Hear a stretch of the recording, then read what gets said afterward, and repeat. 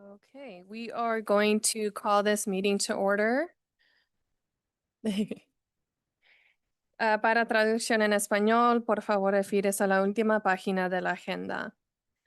Vice Mayor.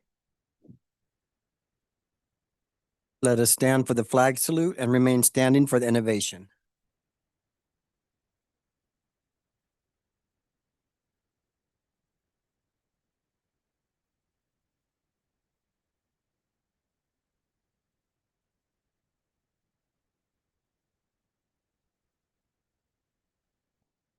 Let's pray. Oh God, we come before you tonight, Lord. We're so grateful and thankful for the city that you have provided for us, Lord. We think about the residents here in Riverbank, Lord. I just pray, Father, for blessing, protection over our city staff, Lord, as they work diligently for this city. Lord, our mayor and the council, Lord, we just pray, Father, for vision. We pray for provision, Lord. We thank you for them and their hard work that they put in advocating for us, Lord. And I just pray that tonight, Lord, that we would have wisdom as we do business. Lord, you said if we lack it, that we could ask you and you would give it to us without finding fault. So I just pray for wisdom. Lord, I just pray for unity. I pray that all of us would understand we have a part and a role to play to make Riverbank the city that is better than any other city in Stanislaus County. In Jesus' name, amen. Roll call, please. Councilmember Uribe? Here. Councilmember Fossey? Here. Councilmember Call? Here. Vice Mayor Pimentel? Here. Mayor Hernandez? Here. No agenda changes at this time. Any council authority member who has a direct conflict of interest on any scheduled agenda item to be considered is to declare their conflict at this time. Pursuant to Government Code Section 84308 Living Act, any council authority member who has received a contribution of $500 or more within the preceding 12 months from a party, participant, or their agent related to an item on the agenda must disclose that contribution on the record prior to participation in the discussion or decision on the item, and may be required to recuse themselves as applicable. Are there any conflicts? That's me, sorry. Okay, seeing none, we have one presentation on the point in time count. Good evening, Mayor and Council. Tonight's presentation is with regards to the 2026 point in time count. For those who may not be familiar with what the count does, the U.S. Department of Housing and Urban Development requires that all continuums of care conduct a point in time count as to the condition, which is a condition of receiving federal homelessness assistance funding. The point in time, which is also called the PIT count, provides a snapshot of sheltered and unsheltered homeless on a single night during the last 10 days of January. So for 2026, the PIT count was conducted on January 28th, 2026 for the unsheltered count. The day before, January 27th, they did do the sheltered count. For the City of Riverbank, our Sierra House does count as a sheltered location. And on that day, we had 2 residents who were living there. So 2 of them were counted. Today, my presentation is going to focus on the unsheltered homeless within our community. So looking at the 2025 versus 2026 unsheltered count, for 2025, we had 27 unhoused residents. 2026, we counted 40. I do have a map that kind of shows where these individuals were counted. So with them being counted, that means that we either observed a homeless individual or we actually had a conversation with a homeless individual and went through a survey with them in order to gather some demographic data on them. So this is where the 2025 unsheltered count locations were at. The 2026, as you can see, was spread out a little bit more, but there was a larger concentration at our Sierra House because we did host a breakfast for our unsheltered residents there. So they did take advantage to come and visit us. So kind of at a glance, 40% of the individuals were surveyed. or 40 individuals were surveyed as part of our count. 40% of them meet HUD's definition of chronically homeless, and I'll go into what that means in a different slide. 60% of them were last stably housed in Riverbank, and 48% of them do report a substance use disorder. Who we counted, as you can see, we have quite a large majority of residents who are 45 and older who are unhoused, with 28 of the 40 counted being male and 12 of them being female. We do collect race and ethnicity during the survey. So we did have 3 who identified as African American, 16 as Hispanic Latino, and 18 as white. Now, how long have folks been homeless? And this is where we get into the conversation about what's considered chronically homeless. So being chronically homeless is being homeless for at least 12 months and also having a disability. Substance abuse disorder is considered a disability under HUD regulations. So you do see that we did have a significant portion of our homeless residents who have been homeless for more than 12 months. So 7 of them between 12 and 23, 2 of them who have been homeless for over 2 years, 24 to 35 months, and then 17 who have been homeless for more than 3 years, 36 plus months. So 24 of those individuals of the 40 are not chronically homeless, but 16 of them have been chronically homeless. So where did people live before they became homeless? We had 1 individual who lived in another state, 2 who came from the city of Oakdale, 3 who came from other locations in California, but they did not specify what location, 5 of them from Modesto, and as I mentioned earlier, 24 of them became homeless here in Riverbank. We do ask them where they slept. So the majority of them, as you can see, are sleeping on streets and sidewalks. A few of them are living inside their own vehicles or an RV. 5 of them are considered themselves sleeping as under an outdoor encampment, 3 of them in parks, 2 of them under a bridge or overpass, and 1 in an abandoned building. So individuals self-report, or they give us their reasons for having become homeless. They do not have to give us a specific answer when they say other. So some of them did, as you see, 10 of them did provide an answer for other. Majority of them were due to substance abuse, losing their job, and were not able to find work. Some of them unable to pay their rent and mortgage. They were discharged from jail and prison, and so came back home. Some of them were asked to leave their homes and just did not have another place to go to. Some who suffered through a divorce or a breakup and because of an illness.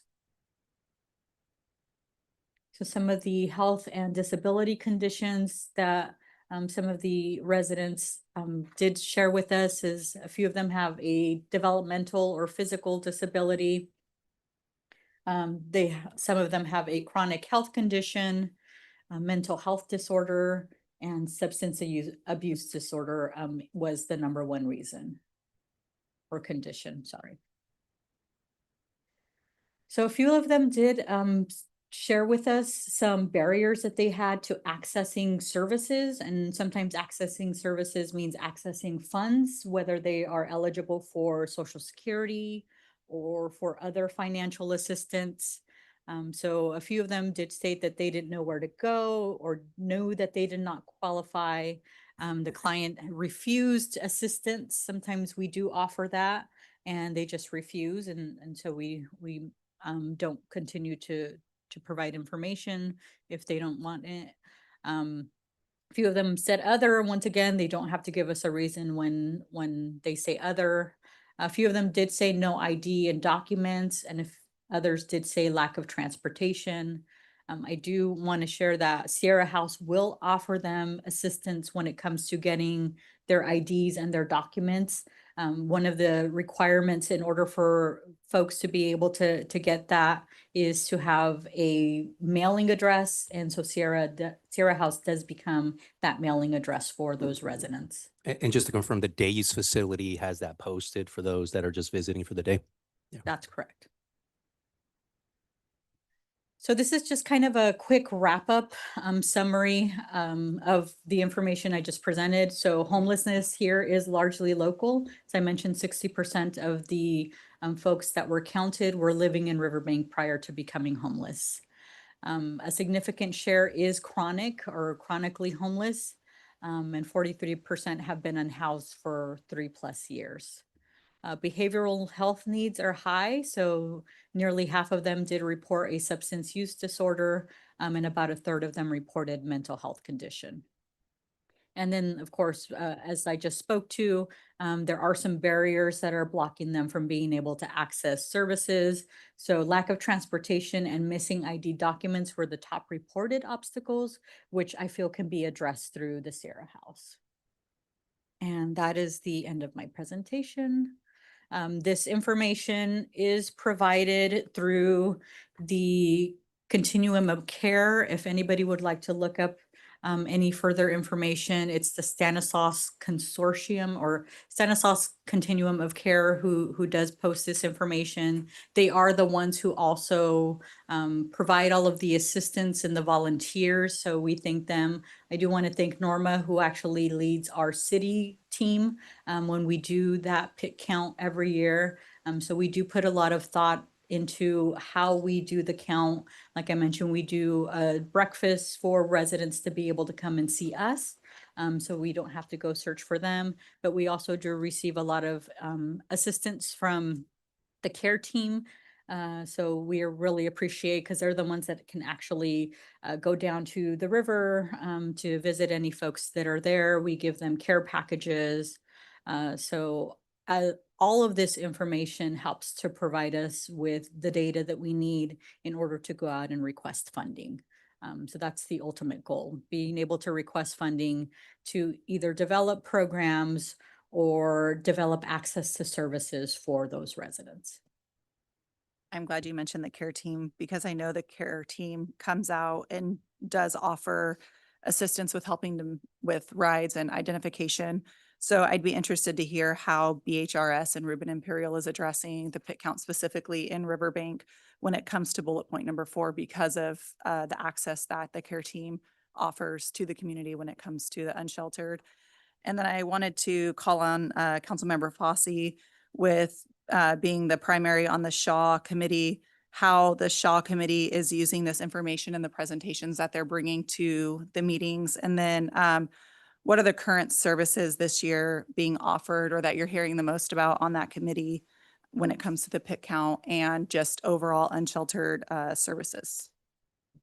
There hasn't been much said about the pit counts. There has been a lot of talk about housing and a special program that Brad Hahn has wanting to put in place. Right now, they're looking at placing some apartments in Turlock where the city would not suspend or eliminate housing, the certification and different expenses, but they would tack them on and pay throughout the years, which makes it more cost effective for them to build. I also would like to see that here, and I know he's looking at some property in my district to possibly place an apartment building under that same type of expense, which I think the city would be really open to. It's just a matter of finding somebody to fund it. As far as homelessness, we've had a couple presentations from different county offering their services, but nothing that comes right to my head because I forget things, but I try to bring them to the council as I have them. I do have a meeting next month, so hopefully we'll have some good information. Thank you. Are there any other questions, comments from council? Just for this report, so during my agenda prep, I did ask staff if we can reach out to them So the city-specific data is always included in there. We don't have to take that additional step to request it. If it can just continue to be a part of it, I think it's valuable information. It would help you out in Shaw. It would help us out as a council as well. So if we can just friendly ask from staff just to make sure it's continue to be a part of that, so we're not taking that extra step. But no other questions in that. And that was with regards to the executive summary that was included in the staff report. Prior years, you would see that information included in there where you could see the breakdown between all the cities. This time they did not include that information. So we had to request the data, but we had already started to request the raw data, which gives us all of this demographic information. And that's the only way that I was able to actually get like the Riverbank count. So, all right, public comment. At this time, members of the public may comment on any item not appearing on the agenda and within the subject matter jurisdiction of the City Council LRA Board. Individual comments will be limited to a maximum of 3 minutes and time cannot be yielded to another person. Under state law, matters presented during public comment period cannot be discussed or acted upon.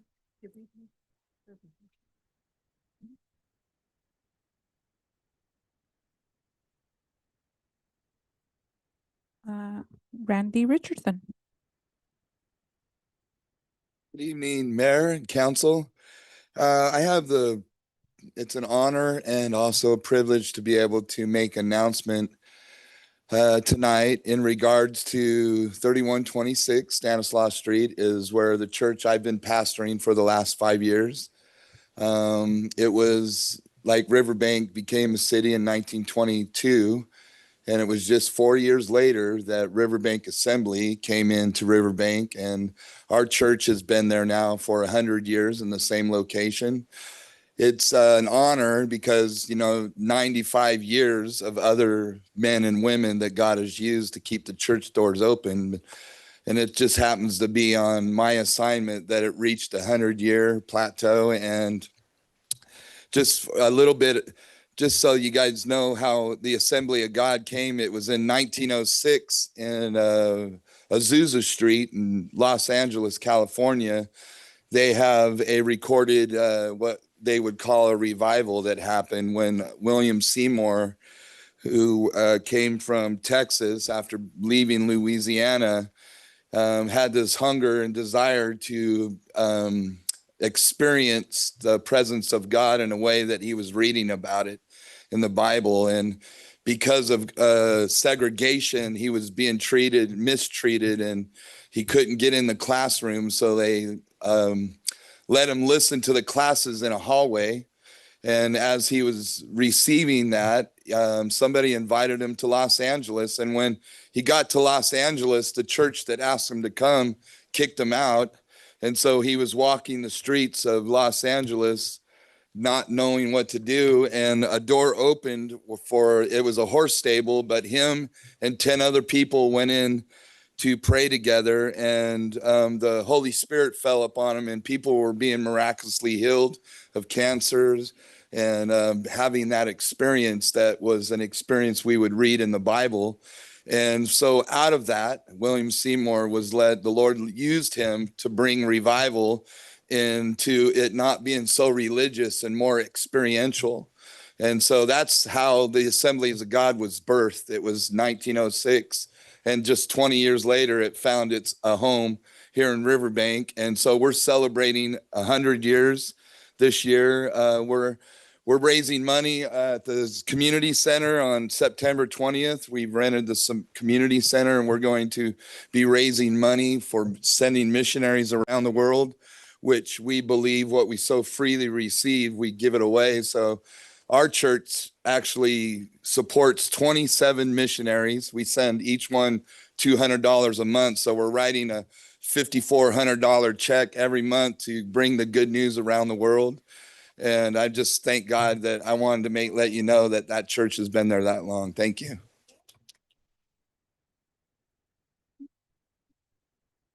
Yeah.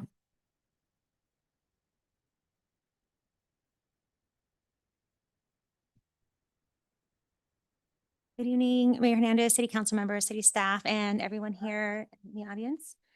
Can you hear me? Okay, fast. I didn't need to hear me. All right. I'm Olivia Rainville, broker and owner of Timeless Real Estate here in Riverbank, but I'm also your Chamber of Commerce president. So here tonight, I am at this moment going to share some of the events we have for upcoming chamber events. So take your calendars out because there's a lot.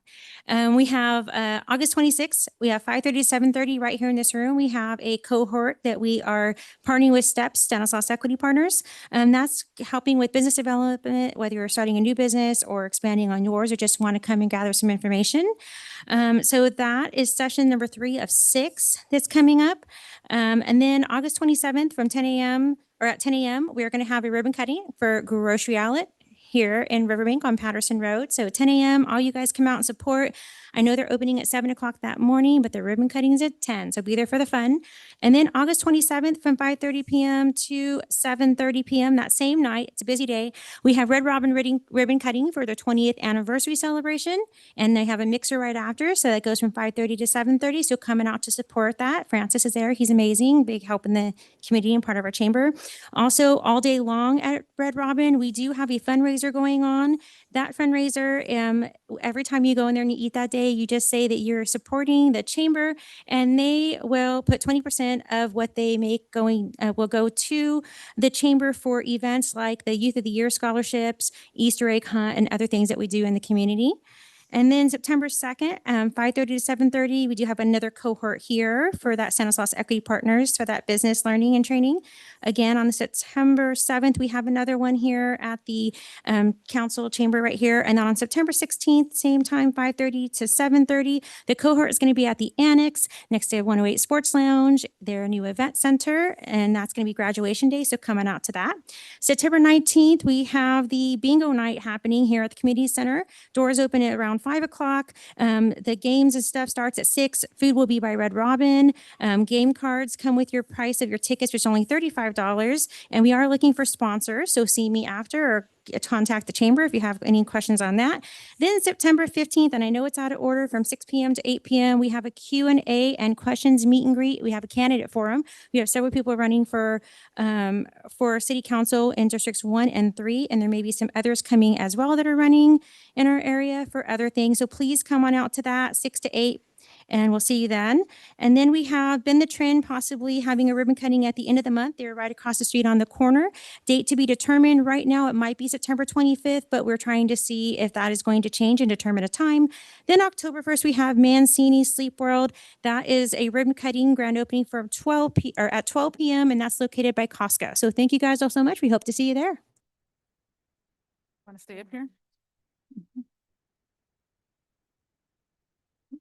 Olivia, you're next.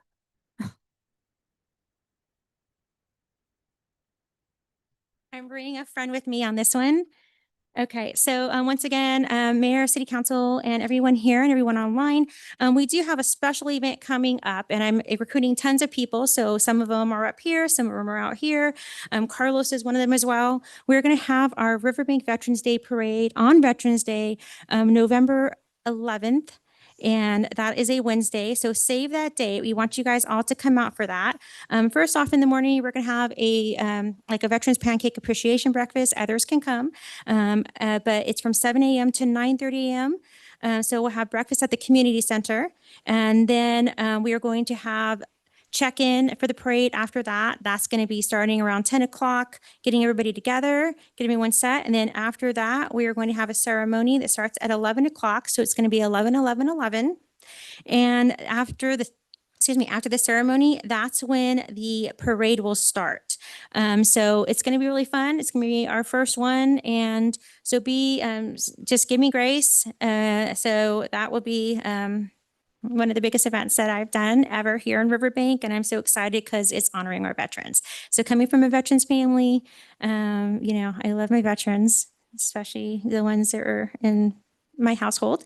So we have that going on. And then we do have signups coming up. If you do take a look at riverbankveteransdayparade.com, that is when you can go there for information. Just put in your email, your name, and we'll get some information on that. We do have some digital, like Google Doc kind of forms coming out. You'll be able to sign up. Carlos is helping me work on that.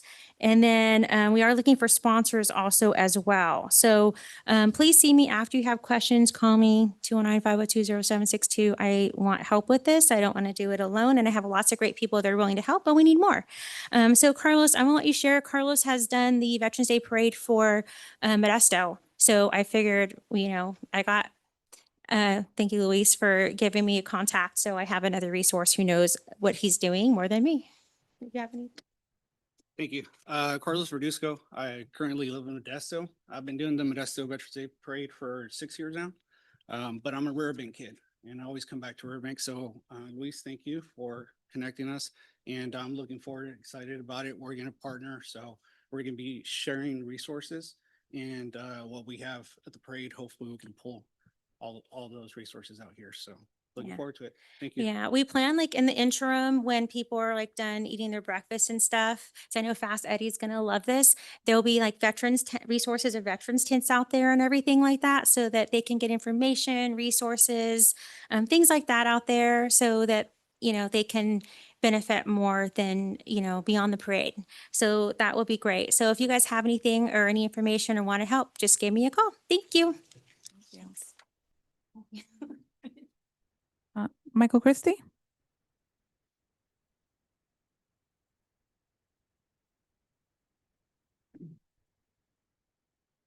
Good evening, Mayor and Council, City staff. Hope you guys are doing well. Michael Christie, Riverbank Crossroads. Couple things I just wanted to say. It's an honor to start serving on the Budget Advisory Committee with Council Member Fossey, our advisor. Looking forward to implementing some new ideas on how we can save the city and the residents some money. A budget, I'm old school conservative. I really just want to see the city succeed. And I really want to find a way ways we can curb spending. And if anybody I believe is interested, I believe they can attend the meetings anywhere in the city. And that's, I think the next one is September 30th on Wednesday night at 6 p.m. So if you reach out to me directly with your ideas, it's just best to come to the meetings and make comments at the meetings as I have to be careful about sharing information. This is all new to me, and I'm just honored to have the responsibility. Second, thank you for the presentation with the homeless. Recently, I've had 2 encounters. One, the poor guy was sleeping on our street in his van, and I, tried to reach out. And if anybody knows me, I'm not looking. I want to help them any way I can. I tried to get him some water and food. The guy, wouldn't even speak to us and anything.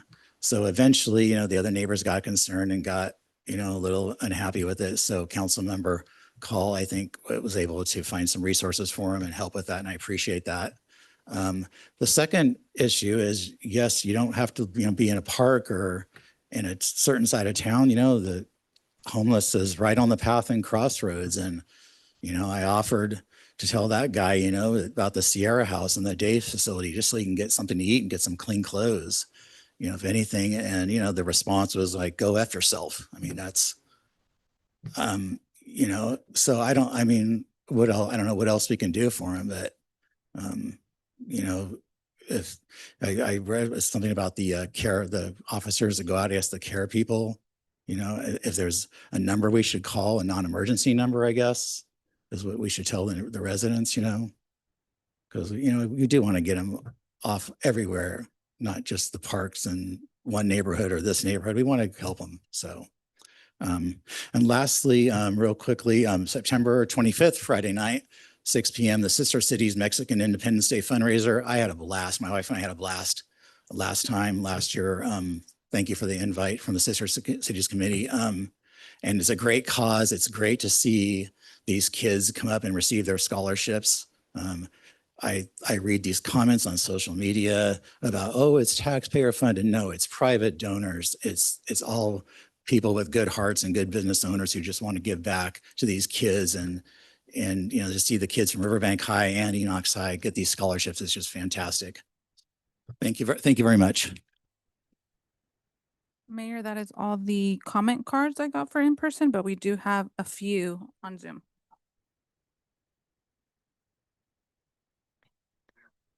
That's okay. We can take your comment after Zoom. Yeah, regardless. Let me take Zoom first. Thank you.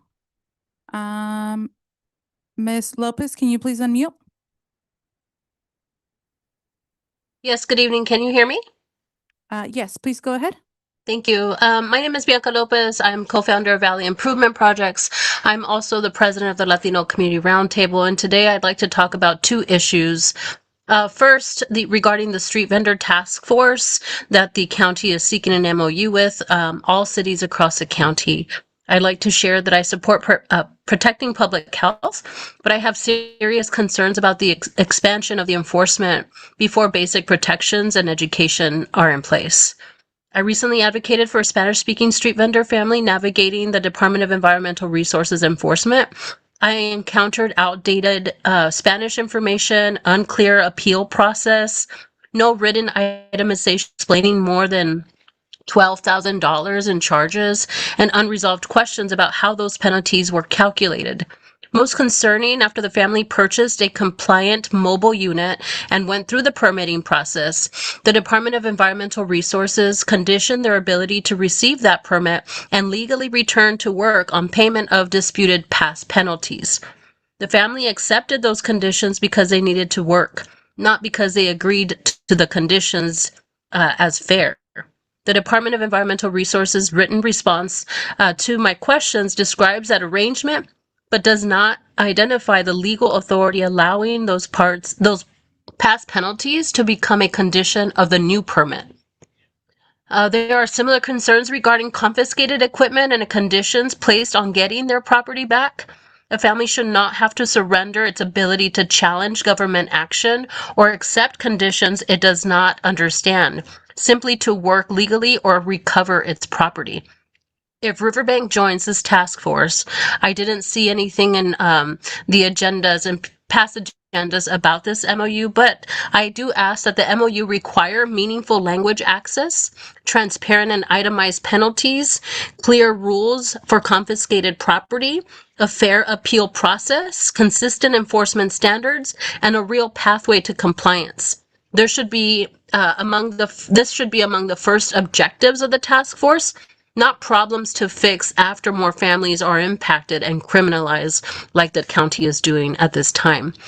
Second, on data centers, I'm asking Riverbank to slow this down and consider a moratorium and ultimately a ban.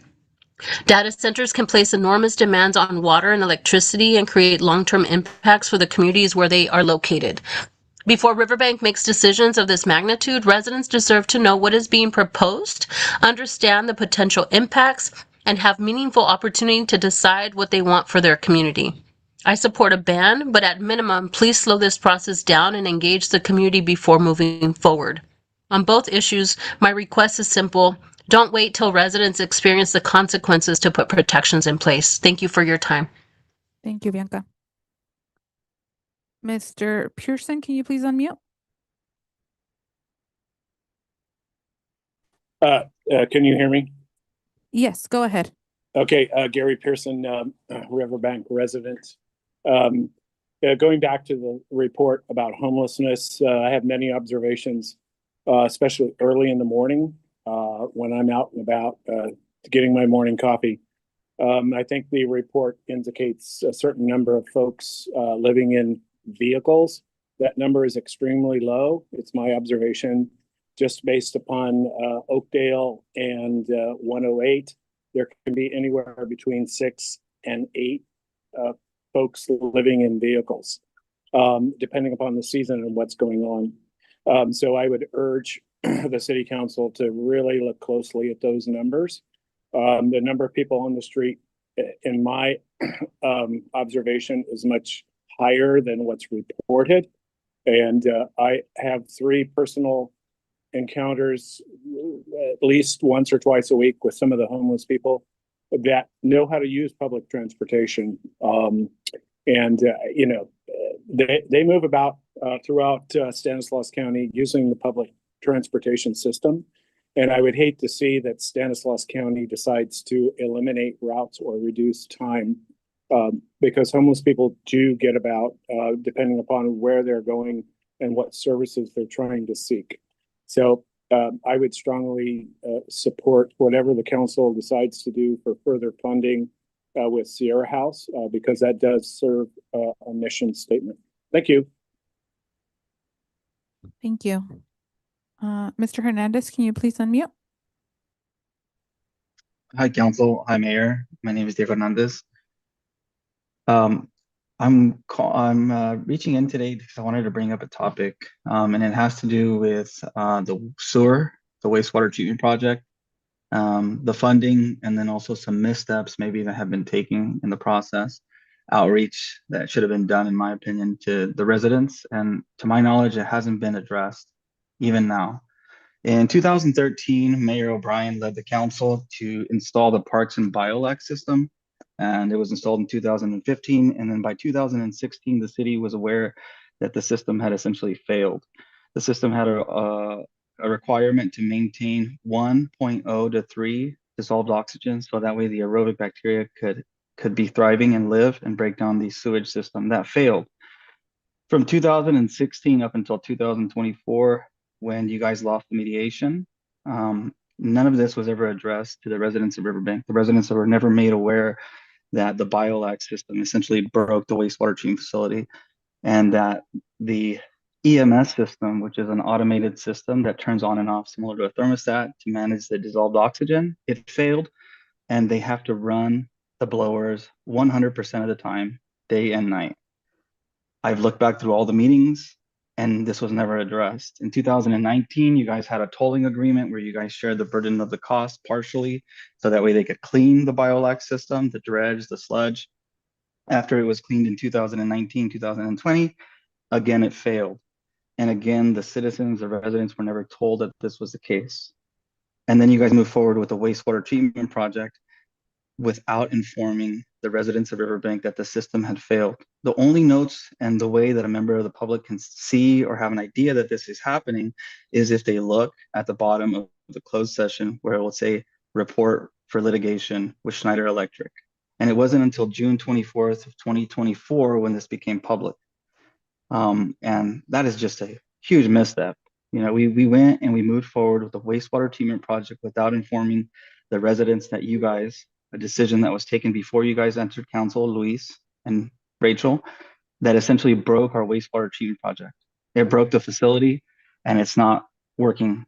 And one of the things when Neil Caldwell came and presented to us, he gave us 3 different options, which was an expanded percolation basin with the complete recycled wastewater treatment project, or doing nothing. But we couldn't do nothing and we couldn't expand the percolation ponds because we had already broken the system with the Biolac system. That to me is extremely offensive. The fact that the residents were never consulted, that you guys broke those systems. Not you guys, because you guys weren't on council, but that a decision that was taken by a previous council to install the Biolac system essentially ruined our wastewater treatment project, and it's never been addressed, even to this day. Thank you. Thank you. Mayor, can I check something with Norma? I think we're having a delay on Zoom. Or Norma, it's just one.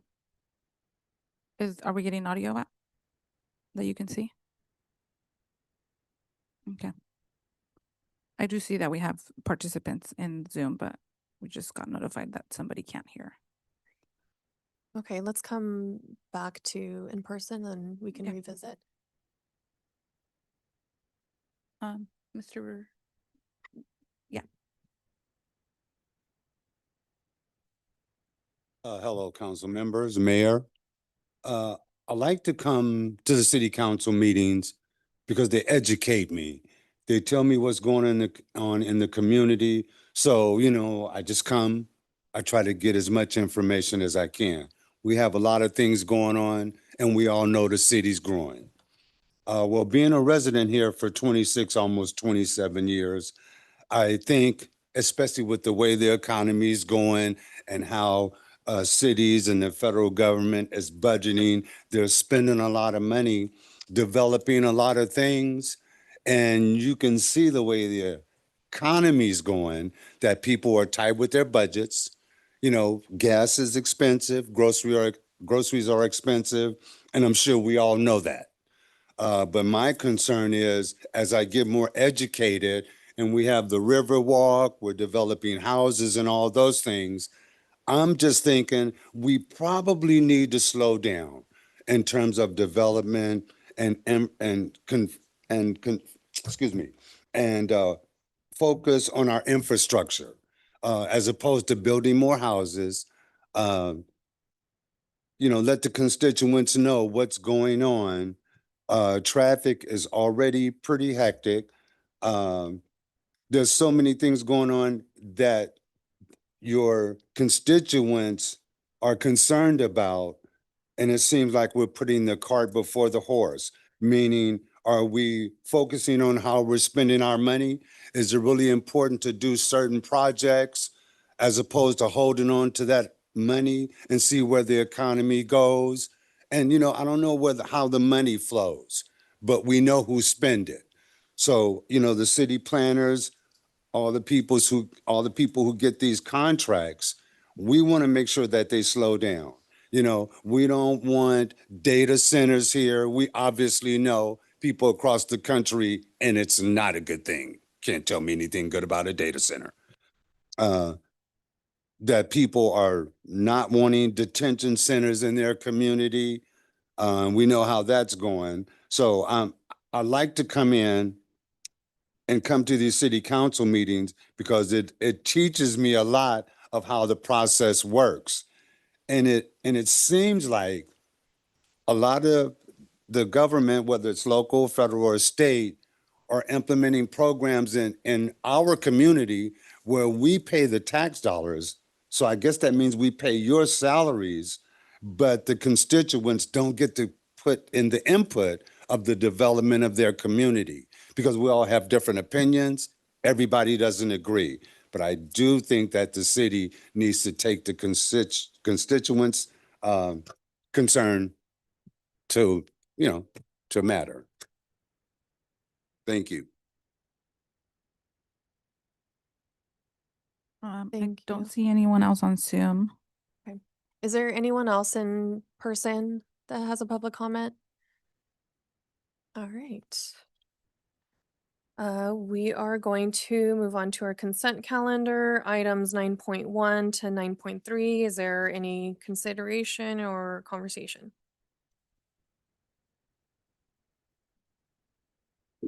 So I'll make a motion to approve the consent calendar as is. I second. Roll call, please. Councilmember Uribe? Yes. Councilmember Fosse? Yes. Councilmember Clah? Yes. Vice Mayor Pimentel? Yes. Mayor Hernandez? Yes. Motion passes 5-0. Item 10.1, a resolution adopting the City of Riverbank travel and training policy and rescission of APP-07 travel policy. So Tammy L. Cantor, your Assistant City Manager, will provide this report.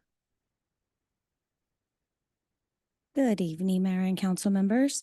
So you may recall this item was at our July 28th meeting. Staff was given some direction to look into some additional changes. So we're bringing it back for reconsideration with some modifications to it. So again, it was at our the July 28th meeting. The City Council directed staff to provide additional clarification regarding what qualifies as training, meeting, conference, or city-sponsored events, and to ensure that travel and attendance at such activities have a clear and direct relationship to city business. The City Council also requested additional clarification regarding use of city vehicles, including accountability for vehicle use for both city staff and council members when the use of city vehicle is appropriate and how vehicle-related expenses are reimbursed. So just to go over the purpose of the policy, establish consistent rules for travel, training, expenditures, ensure responsible stewardship of public funds, provide clear guidance for employees and approving managers, and improve compliance, documentation, and audit readiness. So why we were updating this policy is to modernize our travel practices and reimbursement procedures, clarify approval responsibilities and reimbursement expectations, improve consistency across all departments, and align with current operational and fiscal practices. Major policy changes, we clarified the travel approval process, departmental authorization.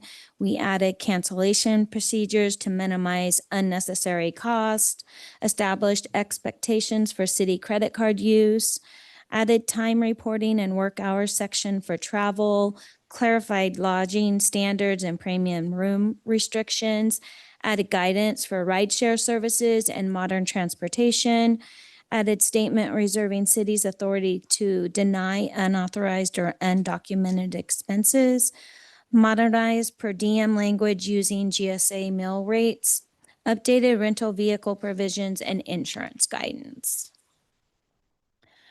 So highlights of the policy, budget accountability and advance approval requirements, use of economical travel options whenever practical, clear rules for lodging, mileage, airfare, rental vehicles and meals, identification of non-reimbursable expenses, receipts, and documentation requirements.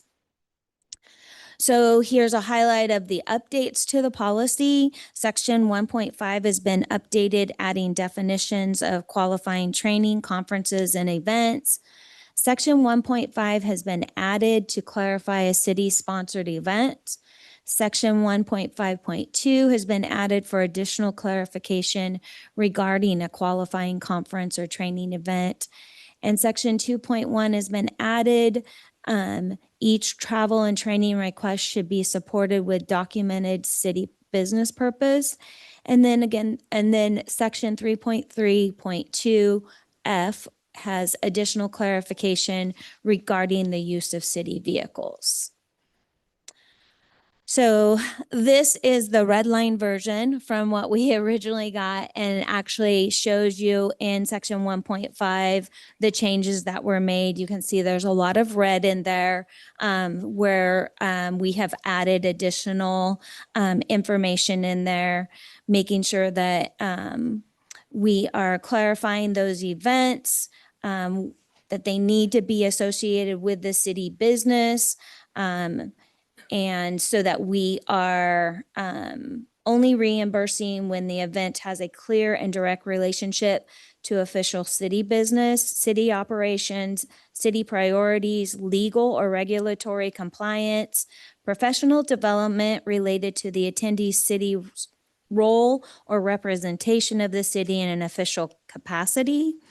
It goes into clarify what events shall qualify as city related. They only will qualify if one or more of the following apply. It outlines events that are required by federal, state, local law, regulations, licensing, certification, or continuing education requirements related to the attendee's city duties, directly related to the attendee's current or reasonably anticipated city responsibilities in regards to training and education, events that concern legislation, regulation, funding, infrastructure, public safety, planning, economic development, administration, governance, or other matters that may reasonably affect the city. The attendee has been assigned or approved to represent the city at the event. The attendee serves in an approved leadership committee, voting, or representative role in a professional, governmental, regional, or intergovernmental organization related to city business, and the event supports adopted city council goals, budget priorities, approved projects, interagency coordination, or operational needs. Events that are primarily personal, political, campaign-related, recreational, social, ceremonial, without an identified city purpose or unrelated to the attendee city's role do not qualify for city reimbursement or use of city resources. So section 1.5 is an added section and defines a city-sponsored event, means an event, meeting, ceremony, program, activity, or function that is organized hosted, funded, co-sponsored, formally supported, or officially attended by the city for a public, civic, governmental, operational, community, or intergovernmental purpose. Examples, city council authorized events or programs such as ribbon cuttings, groundbreakings, dedications, public ceremonies for city facilities, projects, or partnerships, community engagement events hosted or co-hosted by the city, meetings with federal, state, regional, county, or local agencies concerning city business, economic development, infrastructure grant, legislative advocacy, or public safety meetings involving city interest, official representation at regional boards, committees, commissions, or partner agency meetings. The event must have an identifiable city purpose and must be approved in accordance with this policy. Our next section is section that was added is 1.5.2, conference or training event. A conference or training event means an organized educational, professional, governmental, technical, legislative, or operational program that includes scheduled sessions, workshops, panels, presentations, meetings, or trainings, activities relevant to city business or to the attendee's official city role. They must have documented agenda registration material to support the subject matter, dates, locations, and sponsoring organization. We also included examples of qualifying conferences and examples of those that are non-qualifying. I won't go through all the qualifying, but the non-qualifying examples would be events primarily for personal enrichment or general interest, recreational outings, entertainment, golf tournaments, sightseeing, or social events not directly tied to city business, political campaigns, events, or partisan campaign activities, optional excursions, or activities that do not have documented connection to the purpose of a conference. And then we have section 2.1.2, authorization for training, travel and training. The original section 2.1.2 was changed to 2.1.3, and we've added this section in there. All travel, training, conference attendance, city-sponsored event attendance, and city vehicles must be supported by a documented city business purpose sufficient to demonstrate that the expense or use of the city resources directly benefits, represents, or supports the operation, programs, priorities, legal obligations, or official interests of the City of Riverbank. And then the last section, which was added, was 3.3.2, section F. City vehicles may be used only for authorized city business and shall not be used for personal errands, personal travel, political campaign activities, commuting, or any purpose unrelated to official city business unless expressly authorized by the city manager. It goes through documentation of the city vehicle use shall be appropriate to the nature of the use. Vehicle use connected to a approved travel, training, conference, attendance, city-sponsored events shall be documented through the city's travel authorization, reimbursement process, or other city-approved travel documentation. Non-routine, after hours, overnight, or out of area, or travel-related vehicle use must be approved in advance by city manager, department head, or designee and documented in accordance with the city process. Drivers are responsible for complying with traffic laws and city policies, promptly returning vehicles, and noting any kind of issues regarding accidents, damages, citations, mechanical, or unusual incidents.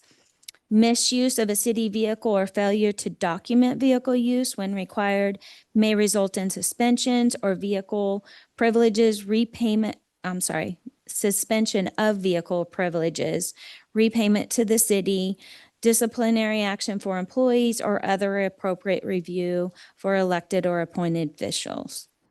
Routine local operational use such as picking up supplies, delivering documents, attending local meetings, transporting materials for city events, conducting inspections, or visiting city facilities does not require the travel authorization reimbursement form, and departments shall maintain a simplified record of routine vehicle use, such as sign-out sheet, shared calendar reservation, electronic key lock, key control lock, work order, or similar record showing the driver, vehicle,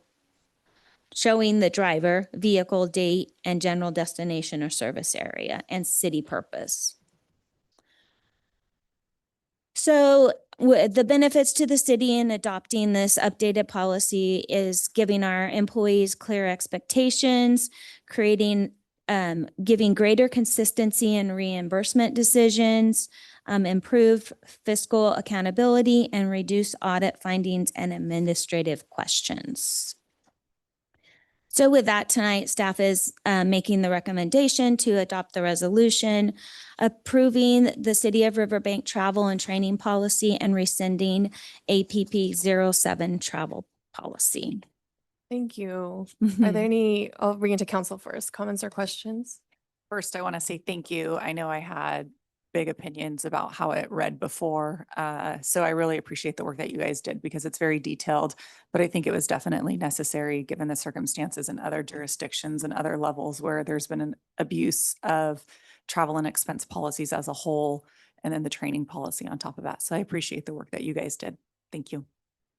Yeah, Councilmember Claus is absolutely right. It much more detailed, clearly needed to be modernized. So, and great job to you guys. So thank you. Okay. From a staff standpoint, I do appreciate you guys asking us to do that too, because I think it gave us a clearer document as well. So I do appreciate the comments. Thank you. Public comment. Do you want to? Mayor, I did not receive any comment cards on this item. Looks like we have one in person. Come on up. Yes. Are you commenting on this?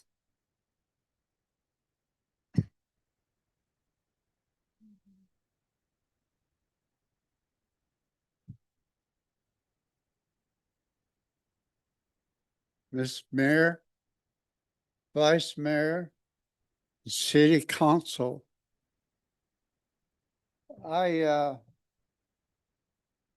extremely disappointed in what I hear today because that's not why I wanted to talk to you. I want to tell everybody in this room, the council, you already know, I don't belong here. I'm too old, but I've seen so much in my life. It's pathetic. I am 96 years old and I got a sore leg, big deal, but I'm just as healthy. I take care of myself. But what is going on here, I can't comprehend. The City of Riverbank, I've been here since '69. I moved to Riverbank and it's a beautiful town. I stayed here and I moved into a mobile home on Patterson Road. I love this city. It's good, it's quiet, and when they want to do something, they get together and they do it.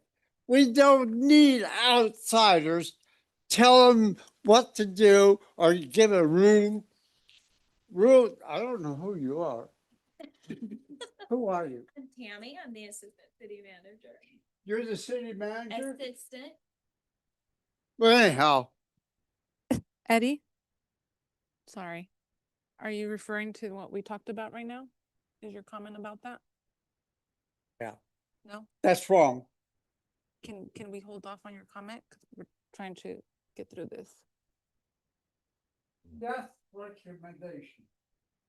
The stuff this young lady, all she said, I disagree. I disagree.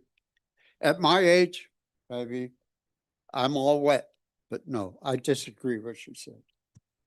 I just letting everybody, I'm not supposed to be here, but I am here And I want to tell you something. Don't get anybody push you guys. You've done a beautiful job, the Riverbank. Don't let nobody push you doing other stuff. Thank you, Eddie. That's all I can say. Thank you for the time. Thank you. Sorry, folks. All right, I'm going to bring it back to the, I have one on Zoom. okay. Ms. Lopez, can you please unmute? Yes, thank you. Good evening. I'm not sure if this policy that you were reading about the city-sponsored events correlates or is a specific policy that I'm referring to, but as you brought up city-sponsored events, I thought I'd take the opportunity to encourage the city council to incorporate a zero waste policy for city-sponsored events as an opportunity for Riverbank to lead by example by reducing single-use items, making sure that recycling and organics collection happen, encouraging reusable foodware and water refill, and establishing clear waste reduction expectations for vendors. Rather than addressing waste after an event, we should be building waste prevention into how city events are planned. And I know that we have already some expectations for non-city sponsored events, but I think those policies should extend to those as well. And so if I can get some clarification if this is the same policy where such amendments or commitments would be made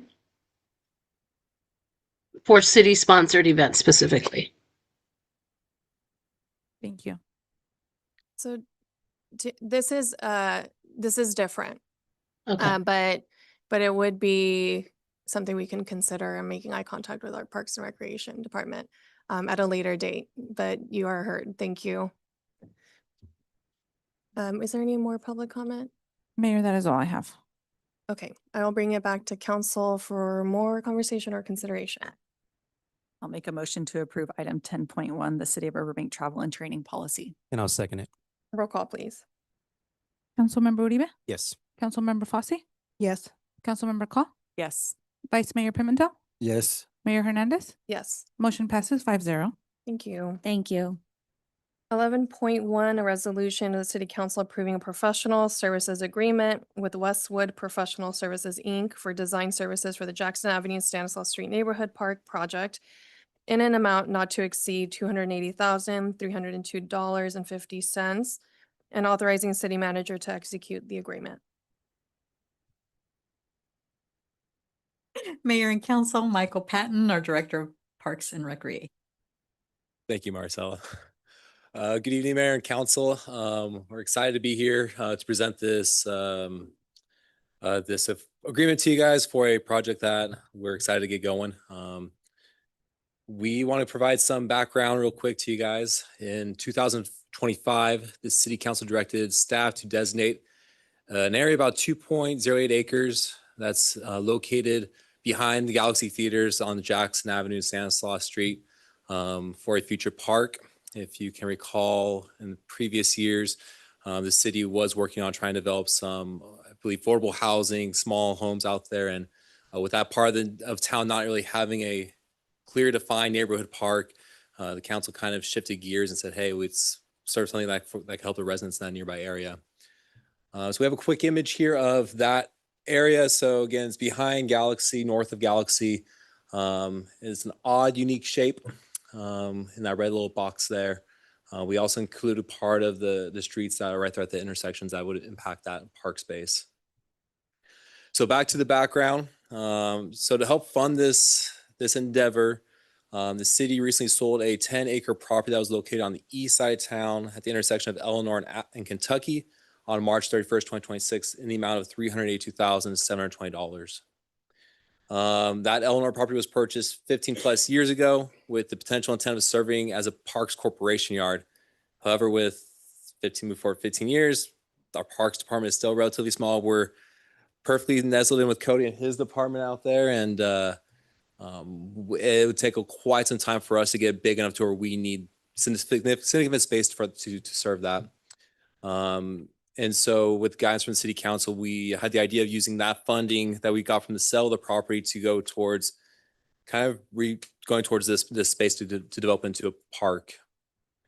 So with our process, the Parks and Recreation Department issued an RFQ for landscape architect services to aid in the planning process of this future park.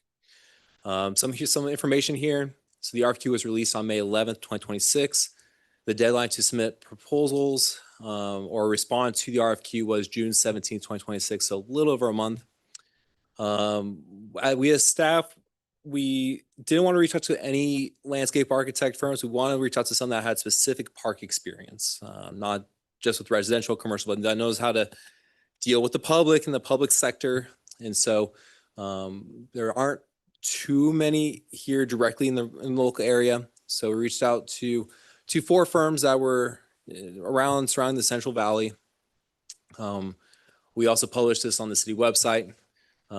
We received only one response to the RFQ, and that is from Westwood Professional Services, and they're located out here in Modesto. So back to our process. So we reviewed this proposal or reviewed their qualifications, and their response met all the criteria that was outlined in the RFQ. They provided a proposal to us on what their plan is on how they would help us out. And so I'm kind of go over the scope of work here with you guys. So first part of the scope of work is meetings and project management. So they'll do a kickoff meeting with staff to kind of set guidelines and meet their staff and kind of the meet and greet there. And then we'll host multiple progress meetings throughout the entire project. So we're not just going to see them from the beginning and then next time we'll see them at the very end. We'll be with them throughout every step of the way. They'll start with a site and research analysis. So they'll go out to the site, examine the existing conditions, point out some opportunities, some constraints. They'll do the topographic base survey of the area. They'll look at the service utility research and base mapping. They'll look at the property boundaries to make sure everything is accurate there. And then they'll provide a project description and work on and get an idea for how they're going to approach CEQA, and they'll be working on CEQA as well. They'll be working on some community outreach and conceptual design. So this is a big one here that we are huge on, and also in their proposal they're big on. So they're going to host at first 2 community outreach meetings, and so that'll be hosted on the side of the property where they will kind of talk about with their research and analysis what they found with the existing conditions, some of the opportunities, some of the constraints. We know that as 25,000 residents, everyone has an idea of what would be great for recreation in Riverbank. Not every idea is great for a 2-acre property located in the middle of the neighborhood.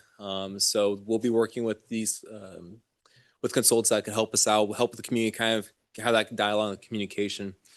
With that, they will develop a preliminary conceptual design, in which case they'll again host another community outreach meeting showing that design and having the public just critique that like no other. Throughout this process too, we will be doing online surveys. We will have poster boards. We will do mailers to residents in that area to kind of give information. Again, we're focused on park that serves the whole community, but again, this is going to be focused on neighborhood parks. So we really want to make sure those residents that live in that surrounding area have as many opportunities to provide as much input as they can. This information will also be provided in English and Spanish as well. And then once we have that in place, we'll have it all kind of packaged up with city council approval there.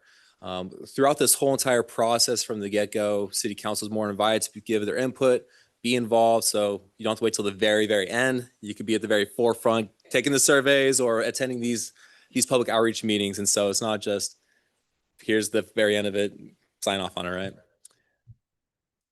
They'll just do some schematic design. So they'll do 30% construction documents, do some preliminary cost estimates based on that final conceptual design. They'll move into design development, where they'll start looking at creating existing conditions and demolition plans, site features and finishes plan, irrigation plans, horizontal control plans, planting plans. So those start kind of going that nitty gritty details that goes into a pretty park. They'll be developing the construction documents. So when we give this to our contractors that start building this out, they know where everything needs to be and all that. At that time, we'll get all the technical specifications, like what kind of irrigation system we need to have, what kind of sprinkler heads, all that fine nitty-gritty detail. We'll have a good cost estimate in place and a bid package. So again, when we go out to bid, we have it all there ready to go.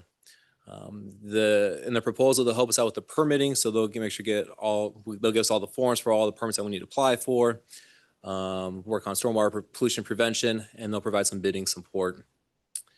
So here's kind of the breakdown, the cost breakdown there. As mentioned in the title, the total cost is around $280,302.50. Staff has reviewed this. This is in line with what a landscape architect charges. It's usually around 10 to 15% of the overall cost. It fits in that range, as well as with the sale of the Eleanor and the Eleanor property. We do have sufficient funding from that to cover this cost. I do want to throw in there that the firm also provided additional construction management services. So this is post bid going into construction for $247,085.50. However, at this time, with us not having the funding in place to go and do construction, we are going to look at holding that off until we get to that point in the process. So the recommendation is to City Council from staff is to consider awarding the contract to Westwood Professional Services in the amount of $208,302.50 to perform the landscape architect services for the Jackson Stanislaus Street Park project. And we also have Chad and Tyler here, who are the representatives of the firm that can answer any questions that council or the public may have. So Thank you. Thank you. And just a quick correction to the record. I think we decided this in 24, right? The end of 24. That was a while, but thank you for that. Are there comments or questions from council? I just want to say thank you for finally moving this park forward. I know several people that have talked about it for a long time, and I'm very pleased to see that we're at this step. Thank you. So are we. If we could pull up the cost breakdown line item 1. And then I think you're absolutely right when we're kind of looking at the design features of this very specific neighborhood park. So I've been getting comments like, hey, can we do like a splash pad, recirculated splash pad? I think that's going to be a great idea maybe at Silva Park. This is a little bit smaller, right? So this is more focused for the neighborhood.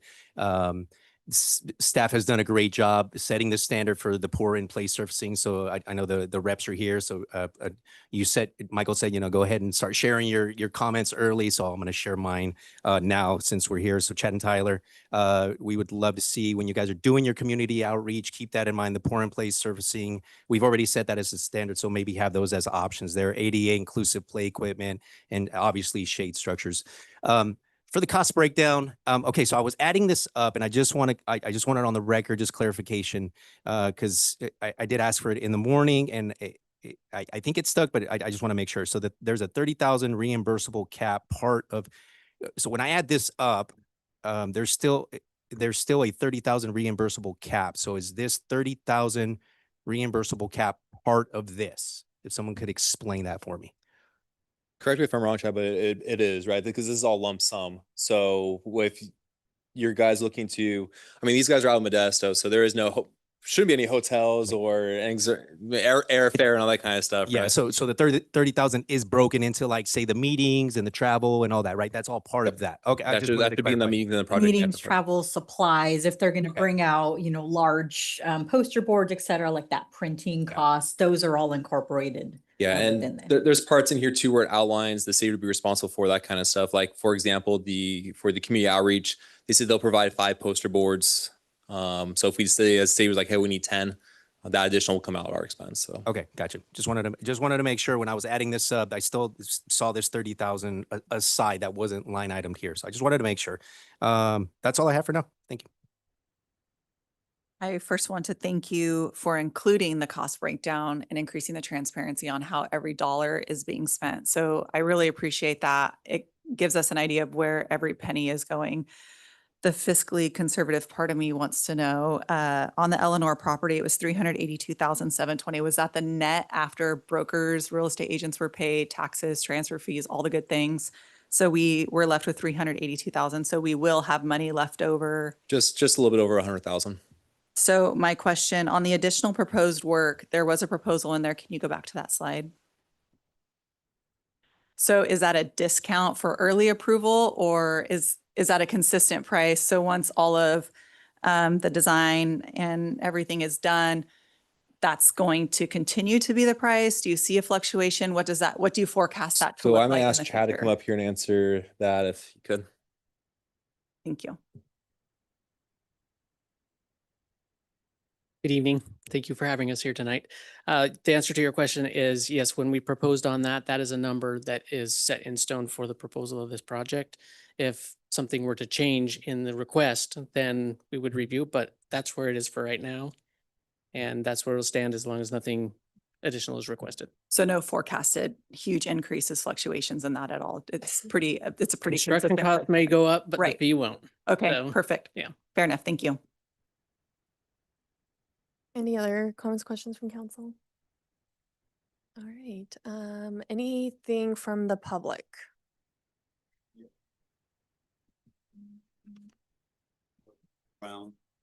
Of course. We have, if you're telling me it's at the Galaxy over there behind the Galaxy, just very interesting. We have a park 2 miles straight ahead of the Galaxy. We have the other park that's down here up the road. I don't know where it is, right over the hill, right down there. Off of 108, down there where El Ranchito is. So why are we building a park there, spending $250,000 when we should actually upgrade the nice parks that we already have?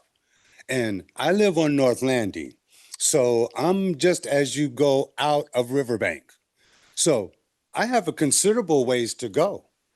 I actually have to go further to the park than the people where they're going to build the park and the residents there.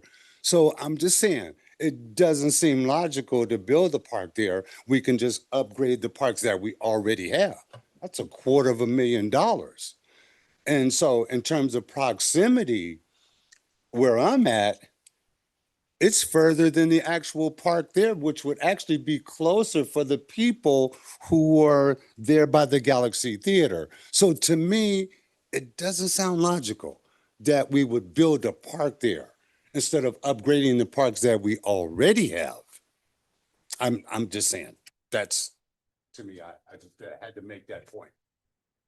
And if it's for the people that have to have it in the community, well, I'm further away from either park compared to the people there at the Galaxy Theater, especially if it's going to be built up there. So it doesn't make sense to build a park there. To me, it doesn't make sense when we could upgrade the nice parks that we already have. I mean, these are Riverbank people. They love their community parks and they're busy all the time. So, yeah, just my opinion on spending $250,000. And once again, in terms of proximity and getting to the park, it might be convenient for them, for those folks there to walk a block.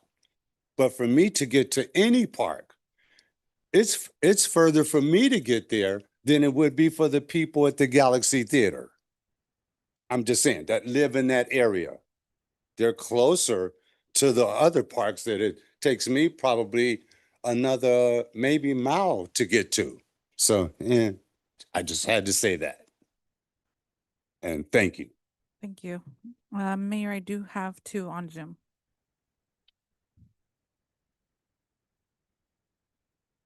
Mr. Pearson, can you please unmute?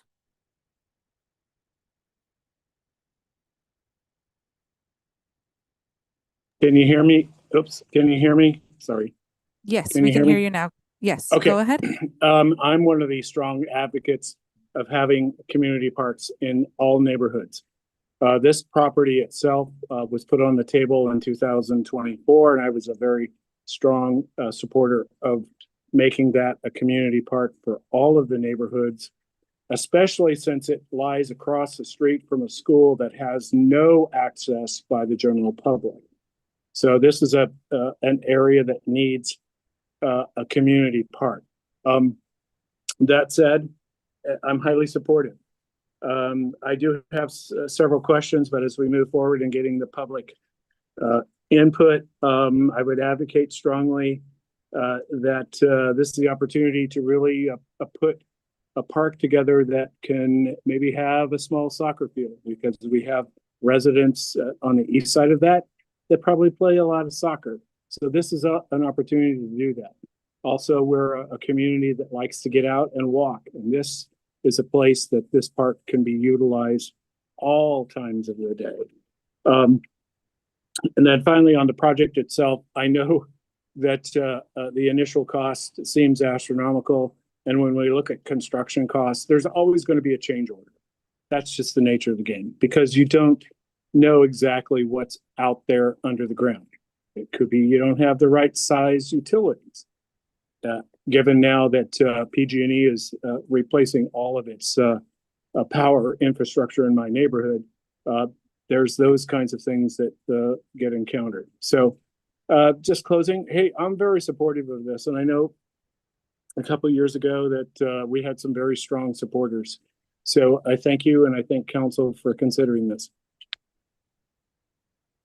Thank you. Mr. Hernandez, can you please unmute? Hi, council. It's me again. I strongly would recommend that you oppose this. The city needs to be fiscally conservative right now. The city is facing into some serious issues with the finances moving forward into 2027, 2028. You can see what's happening in series right now. For the last fiscal budget of 2025 and 2026, the city had a $6 million structural deficit across all funds, 2.2 million in the general fund. This year, we're over $1 million in deficit. April of 2026, there was a suggestion to buy an $840,000 lot to begin the city annex. Thankfully, Luis, Stacy, and John voted no. If we continue down this trajectory that we're headed to now, I think it's going to happen before 2028, but by March of 2028, our general fund is going to fall below the 15% reserve policy that was set. And we would love to have a park. I think it would be amazing to benefit the community and the people there.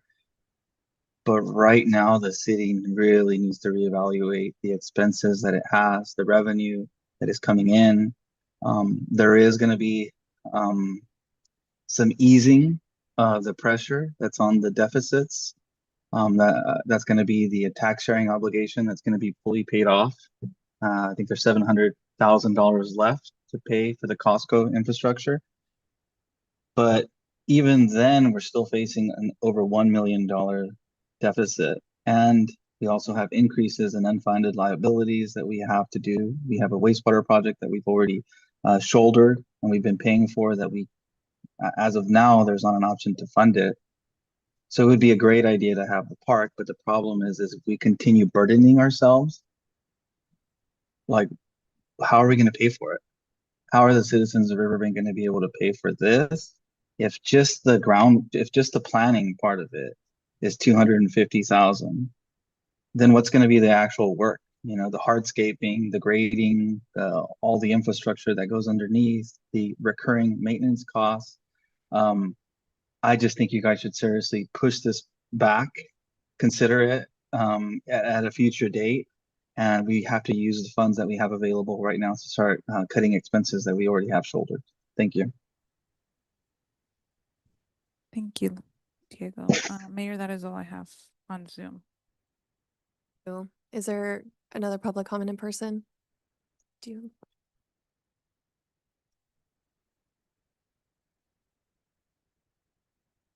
Michael Christie, all year long, I've really been advocating for the splash pad at Silva Park, and it should be great to take the money and just put it into Silva Park. I think part of the infrastructure is there already.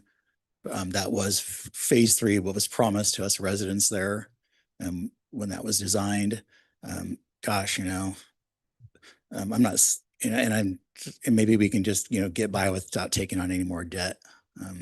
I do look at the budget. I've studied it, and I do have serious concerns. I know a few council members, and, you know, earlier this year had concerns about our budget deficit. So gosh, I think, you know, Mr. Brown has a great point about upgrading the parks we do have. 4th Street Park in Modesto, look at that water feature.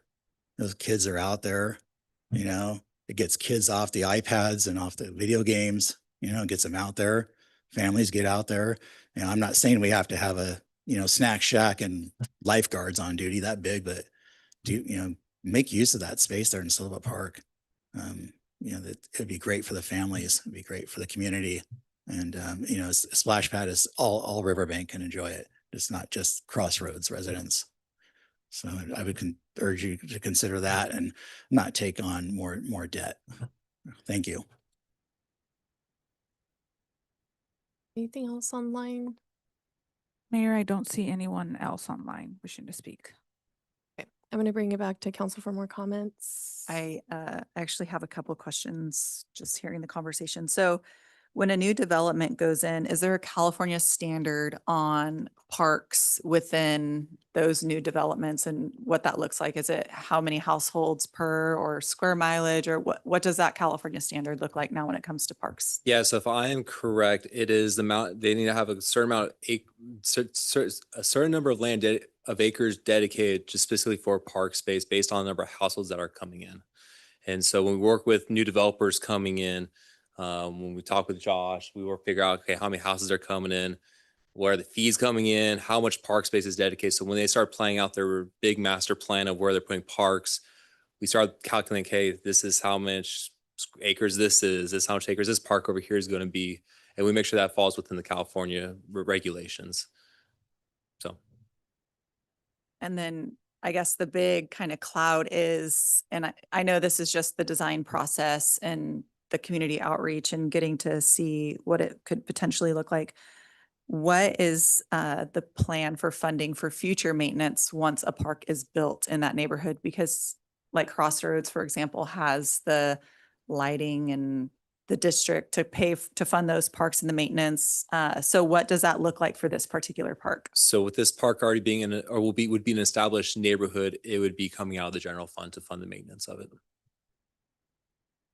And then my last note would be, regardless of how the vote goes tonight, I want to encourage parks to continue to seek grant funding for the maintenance and upgrades in our existing parks.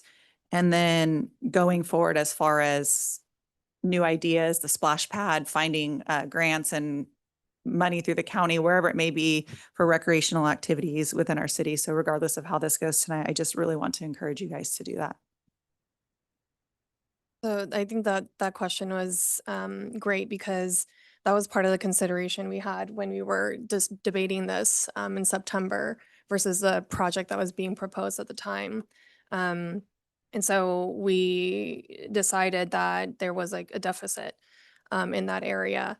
And I do want to clarify that we're not taking on debt for this tonight's item. That it took a while because we were waiting for the sale of a property to happen to be able to pay for it.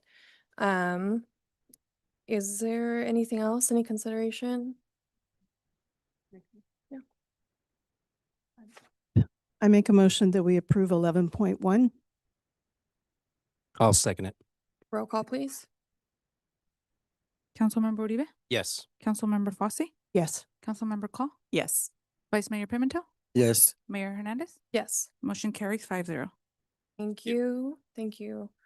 11.2, a resolution of concurrence in support of the fiscal year 25-26 Stanislaus Urban County and Stanislaus Home Consortium Consolidated Annual Performance and Evaluation Report, or CAPER.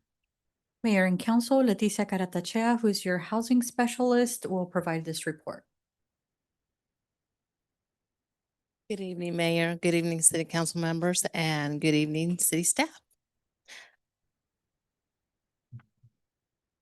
Tonight, I will present the fiscal year 25-26 Consolidated Annual Performance Evaluation Report, or known as the CAPER, which covers the first year of the 5-year consolidated plan from July 1st, 2025 through June 30th, 2026. HUD requires the Stanislaus County, the Stanislaus Urban County, and Stanislaus Home Consortium to report annually on the progress toward the goals identified in the consolidated plan and the annual action plan, including how the federal grants were utilized. The CAPER highlights accomplishments across the participating Stanislaus County jurisdictions through the CDBG, ESG, and the home programs. The Stanislaus Urban County, together with the City of Turlock, forms the Stanislaus Home Consortium for the purposes of receiving HUD home funding. Stanislaus County serves as the lead entity for both the Home Consortium and the Urban County. On this slide, it shows the 8 cities that are part of the consortium and Urban County members.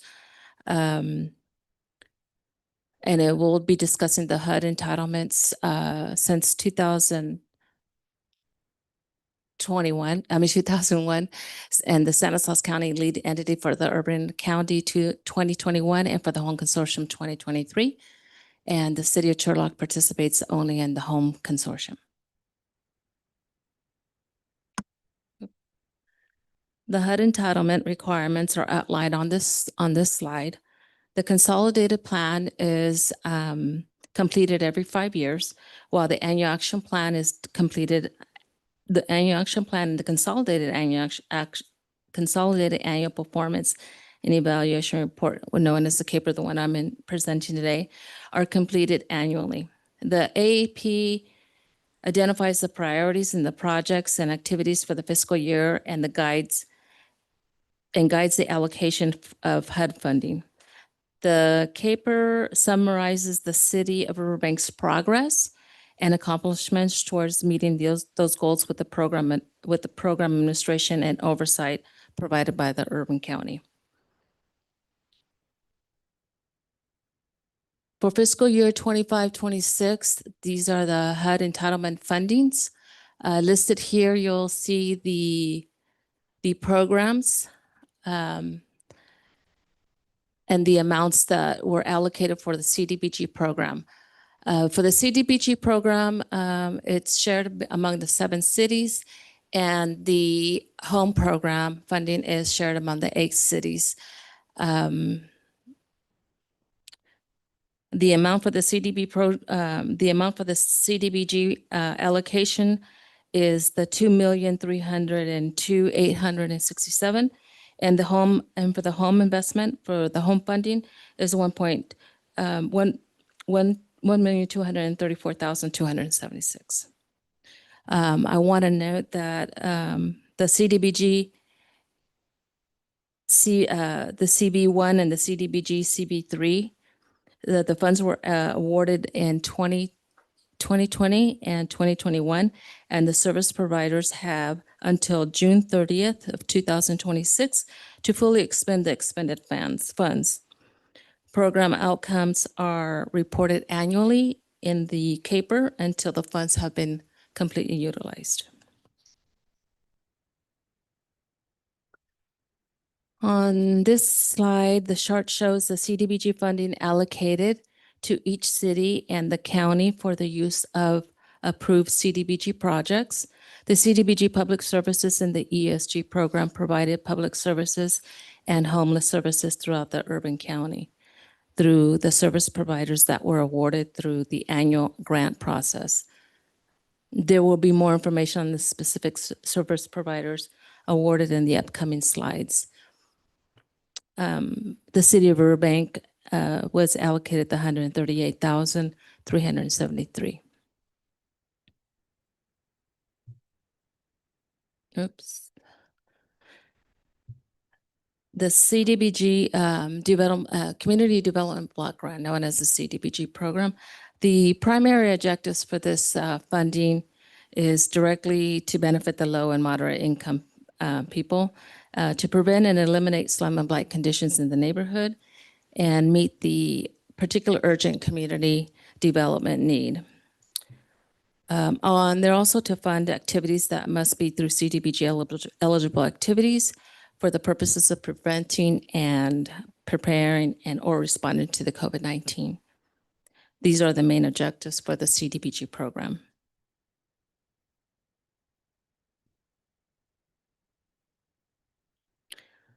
For the fiscal year 25-26 projects, these are the list of the projects actively implemented during the last fiscal year. For the City of Riverbank, the water line replacement project that's over by High Street and Riverside Drive, and the Pioneer Park improvements and the ADA updates.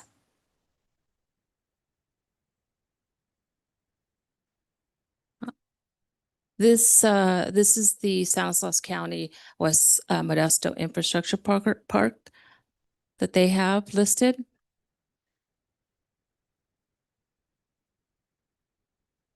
And this is the following, the next slides, this would be our projects that we currently have with the CDBG.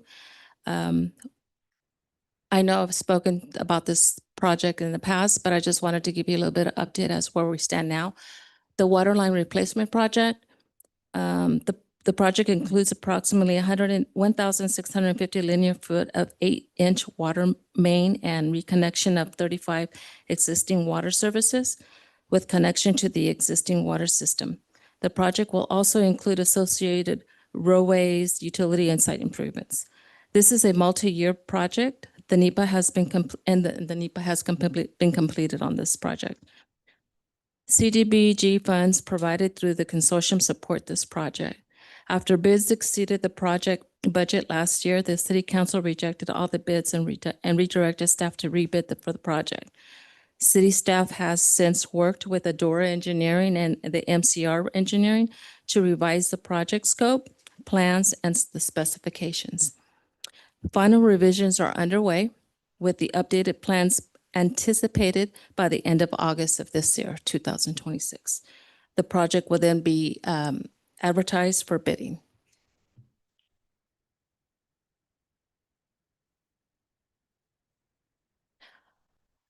The Pioneer Park improvements and the ADA updates.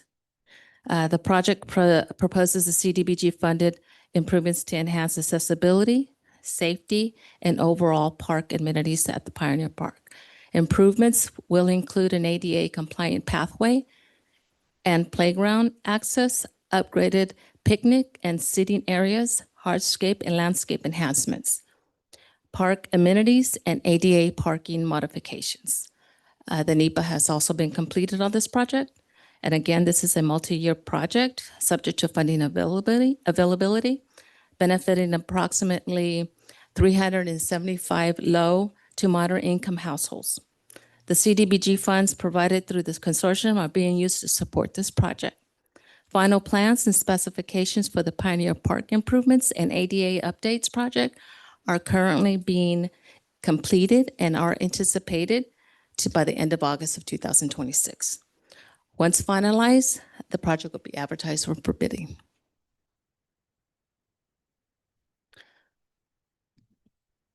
This slide lists the CDBG public service grants awarded during the last fiscal year, along with the breakdown of the clients served. CDBG CV programs serve approximately 275 clients, with the service providers identified on the following two slides.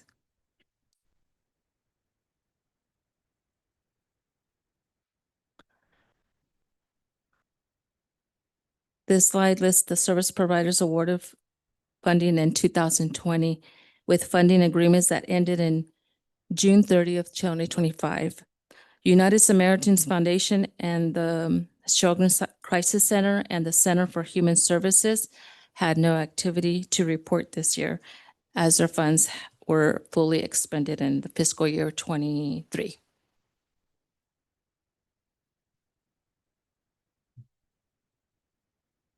The slide lists the service providers awarded in 2021, which funds available were expended through June 30th of 2026.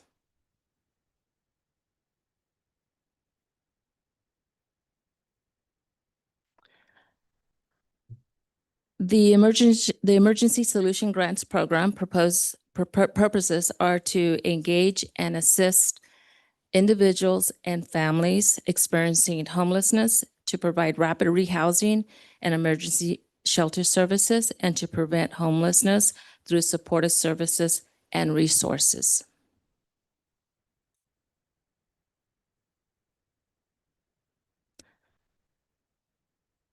During the last fiscal year, ESG funding supported 3 agencies: Turning Point, which provides rental assistance; Haven, which operates a domestic violence shelter; and the Center of Human Resource Services, which operates a low barrier shelter for youth and young adults.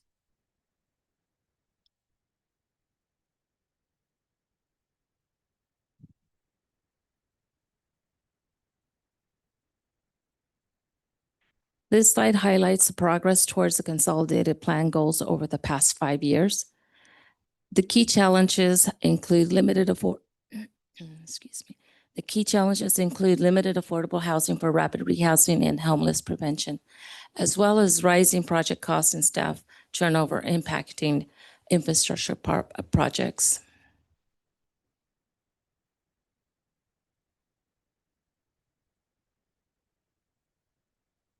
The goals accomplishments. Again, the same as the prior slide. The slide highlights progress towards the consolidated plan goals over the past fiscal year and 5 years. The key challenges include the limited affordable housing affecting rapid rehousing and homeless prevention, as well as increasing project cost and staff turnover impacting the infrastructure projects.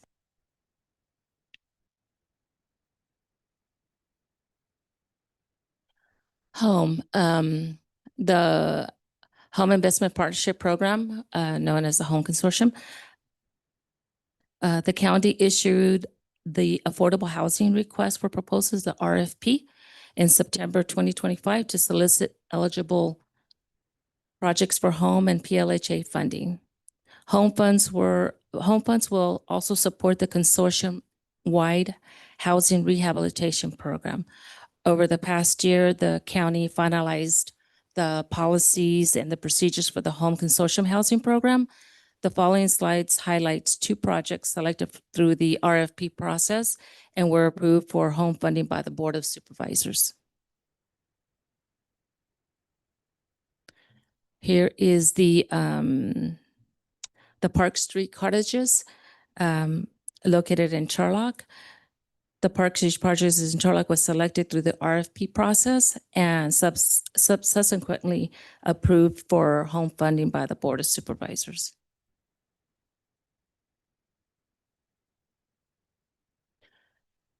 The other project is the Abbey Street project. Again, and this one's located in Empire and was selected through the RFP process and subsequently approved for home funding by the Board of Supervisors.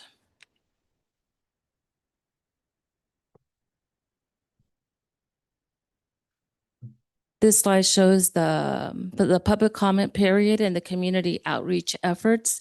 Each city held at least one community meeting with both viral and in-person opportunities provided for public input.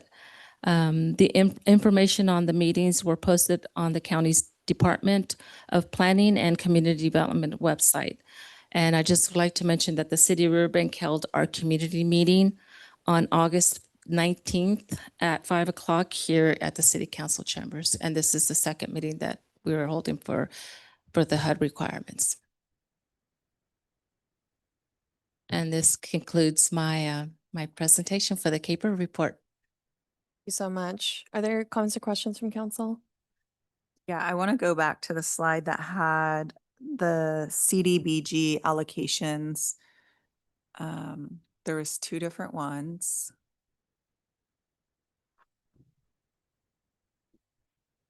So the one right before that. So I think it's no, you were on the right track. right? The, the one right after this one. That one? For Okay. Cambridge Academy's Enterprise Connection Program, what is that? I don't know that we have that detail because they're not programs that run through the City of Riverbank. They're programs that run through the Really? county. But we can certainly look up in the planning document to see what that was. So this was for July 1st, 2025 to June 30th, 2026. No, so this was funding that was awarded in 2020 Okay. during COVID. So the CDBG CV1, that's COVID 19 funding. And so this particular grant, CV1, their expenditure date was in June of 2025. Yes. The CV3, which is the next slide, they were able to expend or have an additional year to expend all of their funding. Okay. And then the next slide, will you show that one to me again really fast? And That's so the- I think overall, my question would be on the CV3, were they required to be open to a to a certain date? So they were required to expend the funds by June. This particular one was June of 2026. So as long as they expended it between 2001 or 2021 and 2026, then all the funds were used. Got it. Okay, thank you. Anything else from council? Is there any public comment on this presentation or online? Mayor, I don't see anyone on Zoom. All right, I will bring it back to council.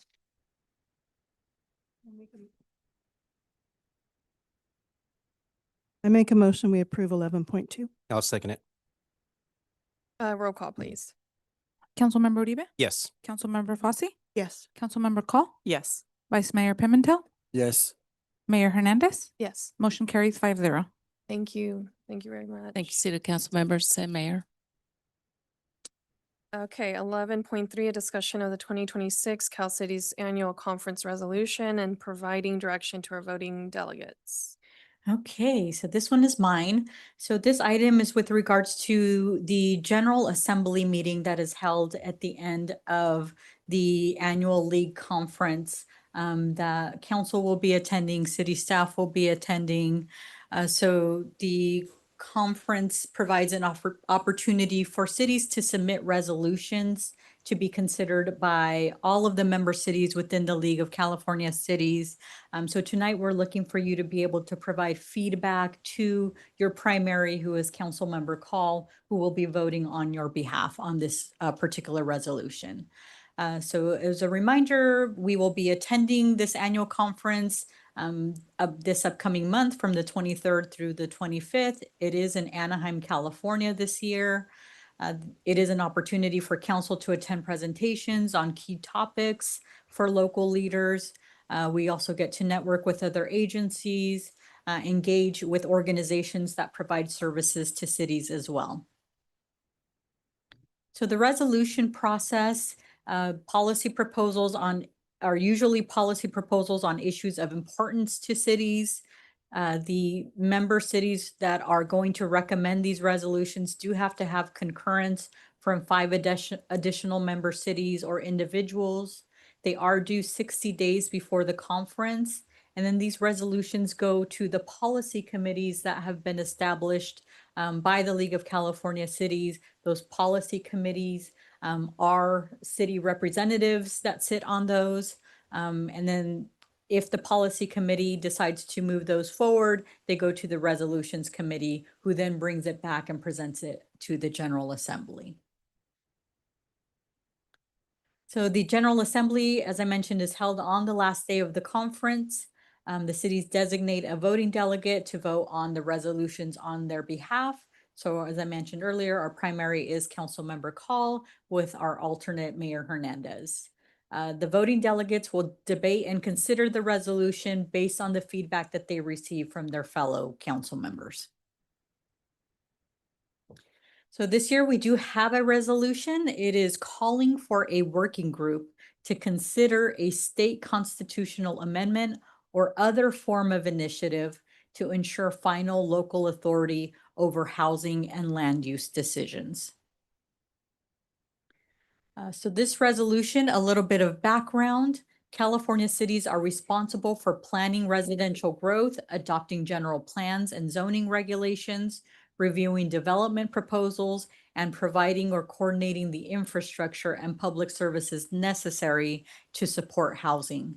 Since 2010, the state has enacted over 500 housing-related laws that shift housing and land use authority away from local governments. The laws that have been enacted are things like expanding by right development. They limit locally adopted standards and review processes, and they establish enforcement mechanisms against cities for not complying with this legislation. A state continues to prioritize increased development capacity without accounting for the impacts to infrastructure, public services, and the economic realities of each city. So the proposal is to direct Cal Cities to establish a statewide working group that would evaluate a constitutional amendment or other legislative policy or ballot-based strategy to restore and strengthen local authority over housing and land use decisions. This working group would be tasked with developing a more balanced framework that preserves the state's role in establishing these broad housing goals while restoring local authority to allow cities to determine how to best implement those state housing objectives within their communities.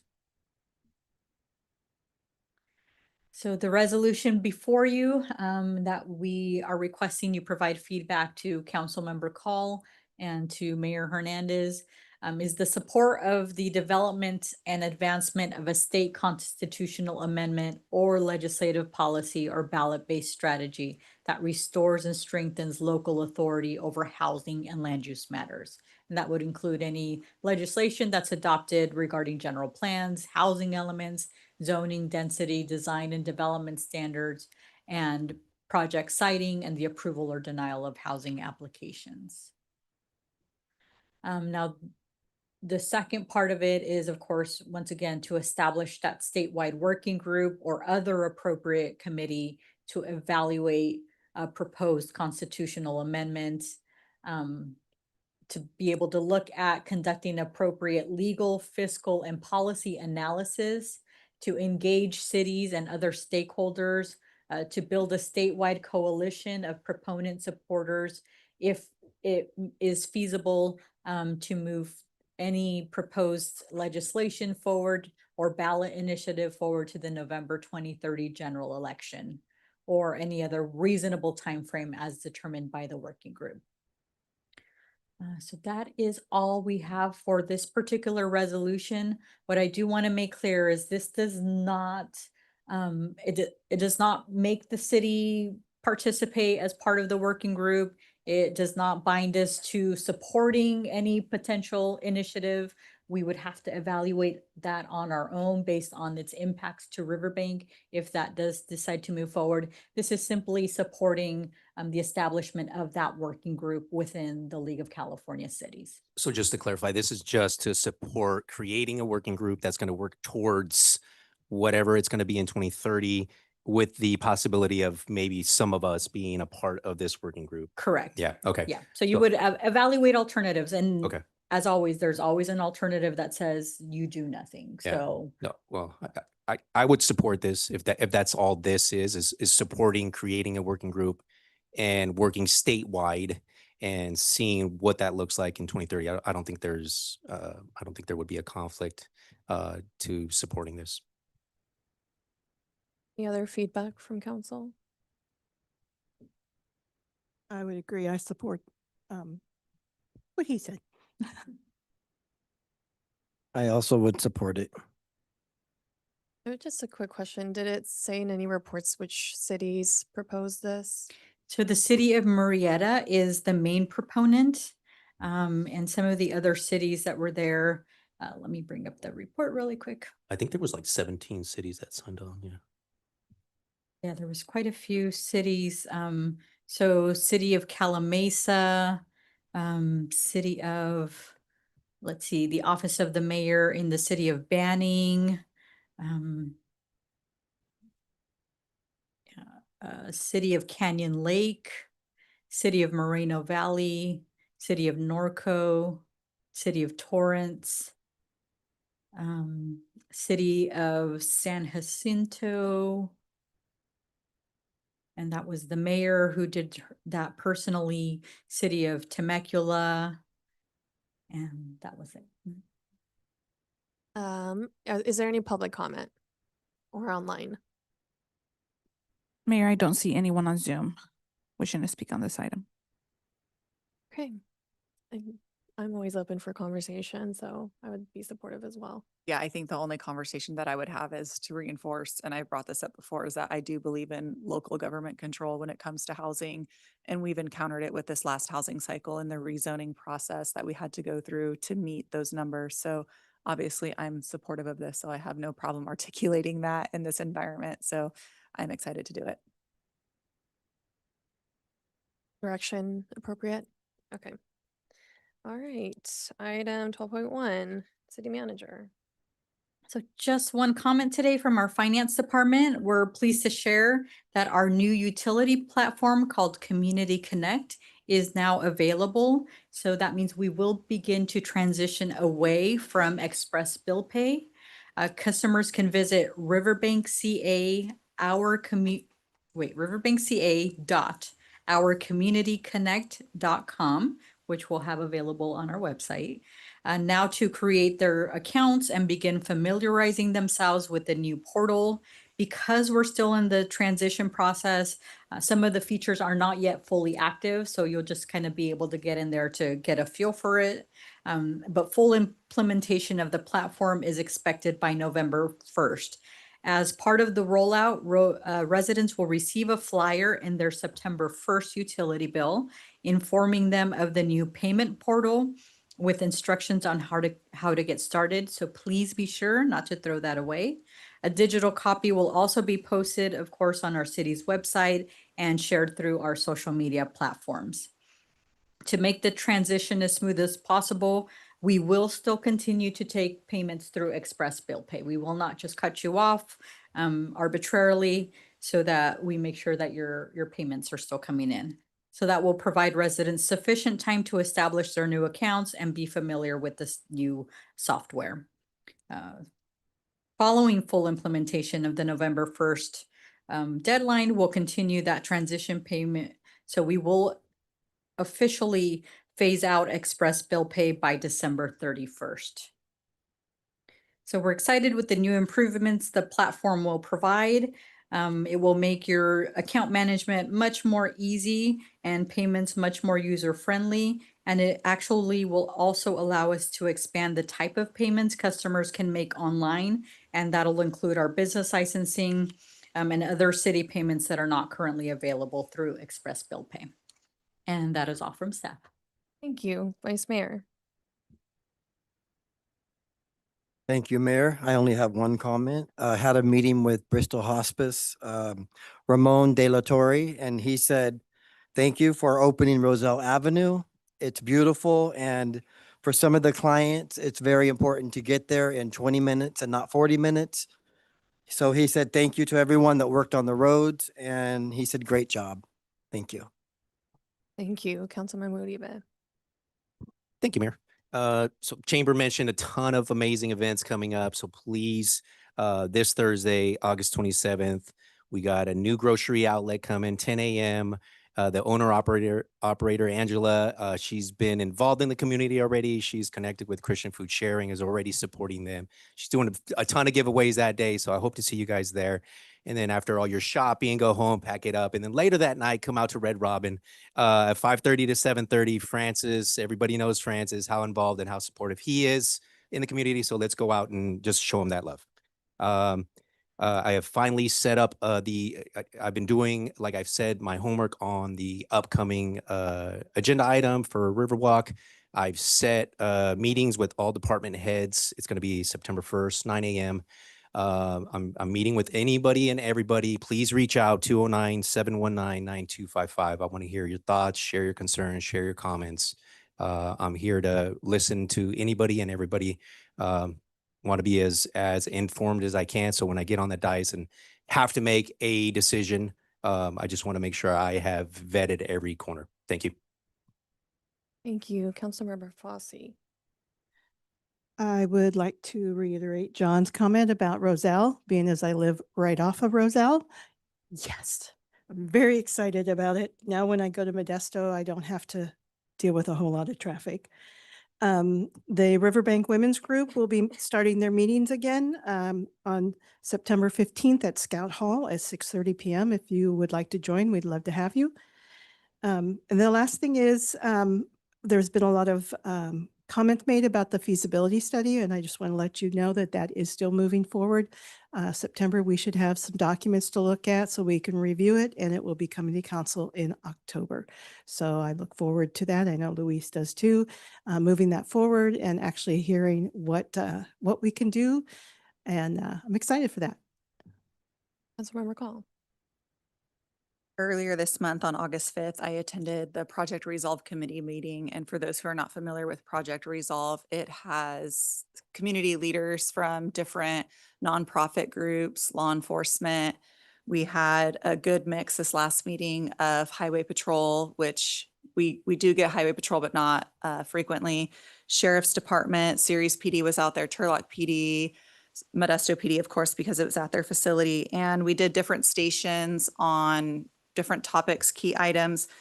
My big takeaway was the mental health and crisis management when officers are responding to those emergency calls. We reviewed the behavioral health involvement in these calls and then the process for crisis follow-up. The biggest takeaway that I had in this is the need for 24/7 behavioral health, whether it be telehealth or in-person folks to come visit homes after these calls are made. So I just wanted to stress that these are conversations that are happening. We're aware of these and we're continuing to move the needle forward to bridge that gap and making sure that the community is being serviced appropriately. I went to our non-district East ad hoc committee on the 10th where we met the geosyntech consultant and Savannah, who's going to be doing the accounting implementation.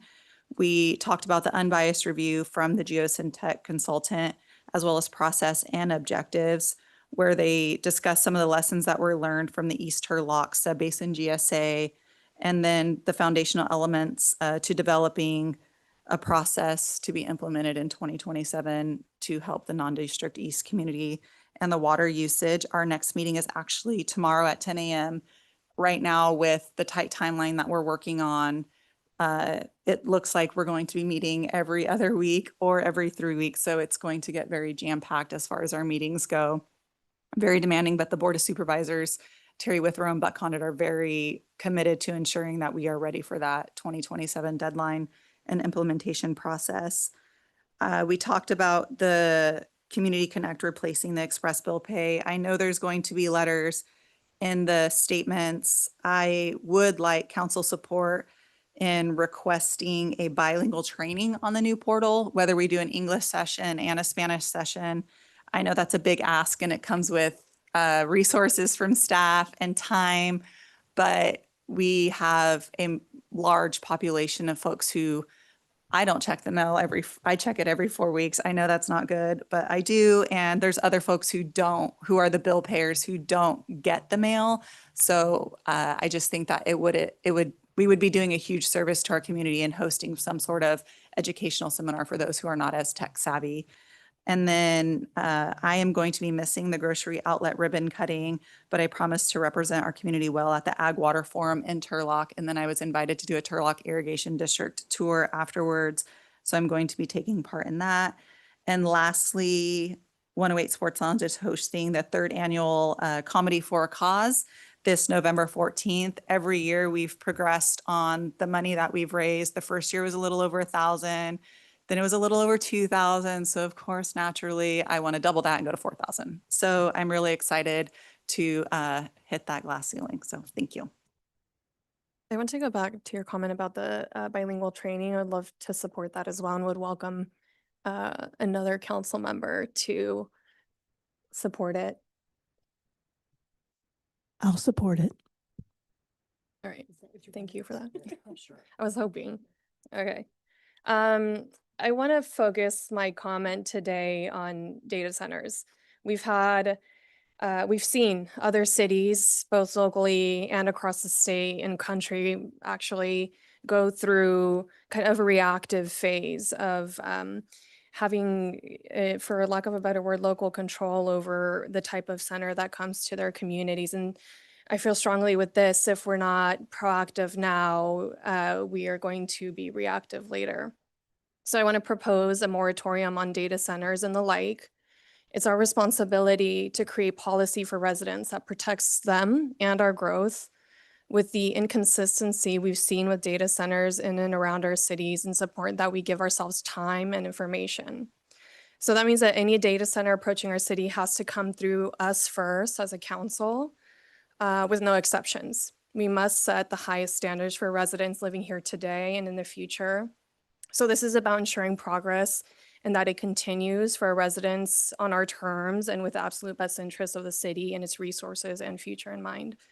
So I'm going to pause in a second to ask my council members and fellow council members to give our city manager direction right now to bring back an item regarding a moratorium on data centers and their equivalent, along with draft language about ensuring a standard that includes the highest labor union expectations, things like full transparency on community benefits, including a potential new tax funding agreement like we have with our cannabis dispensaries, environmental accountability, a fully planned community outreach plan that's mandated for each, and energy sustainability that ensures ratepayers are fully protected so that we're not carrying the burden. So I'm going to pause for a second. I would love the support from council members to consider an item like this or discuss an item like this. From the discussion point, what is our code? Do we have a municipal code in place regarding data centers? Currently, there is no municipal code that specifically bans or permits a data center. So there is a process that they would have to go through. It's basically like a conditional use permit process that would go through. So they would have to come to the planning commission, submit an application, work with the planning department to be able to get all of their documentation, CEQA analysis, et cetera, be able to come and present that to planning commission, and then their recommendation would come forward to city council. So that's kind of the current process that they would have to go through. But of course. So on the conditional use permit process, I know not all conditional use permits come to council. And if a data center were to apply for a conditional use permit in Riverbank, would that specific type of conditional use permit have to come to council regardless? So not all of them will have to, if the zoning already allows for it, if the use of the data center is secondary to the primary use. For example, if let's say it's a telecommunications company and they're going to have a data center that's going to support their telecommunications services, then that doesn't have to come to city council. So there are uses that if they're secondary to a primary use would not require any council or even planning commission approval. I just would like to say, as I've stated before, I would like more research done, and I would agree with Rachel that we need a workshop on AI. Data centers, it's become a big issue, and I want to make sure we're ahead of the curve instead of behind it. So question for staff. So I was actually having a discussion with a developer who I've been here since 2009, but they were saying that there was already some kind of business at the RIC that was mining Bitcoin at the RIC. Is that true? Was that a data center? Like, is there any facts to that? That's actually true. So in 2014, the executive director of the LRA at that time signed an agreement, a lease agreement with a company called AQH. And so they were in existence until about 2018, 2019 when they went bankrupt. So yes, so there's a lot of inconsistencies, potential loopholes. And my request tonight is that we discuss a moratorium so that we're able to set high standards for our residents and for data centers and the like to come to the city. So I don't like that there is loopholes, right? Like I would like to see something come to council so we can have that discussion. I don't know. I don't know if like just a conditional use permit would be appropriate. I would have to see more information on that. Yeah, I see where you're headed with a moratorium. My concern is that we have other steps that you would take prior to a moratorium. And one, the educational piece, two, data gathering essentially, and what that looks like. I do think there's a lot of misleading information regarding data centers, but I also do think there's a lot of factual information out there regarding data centers. So being able to have a professional kind of filter us through those, an unbiased professional, I would say, to go to that point. We may be in more need of an ordinance towards data centers or a way to construct something regarding square footage and having some regulation on that and the conditional use permit process.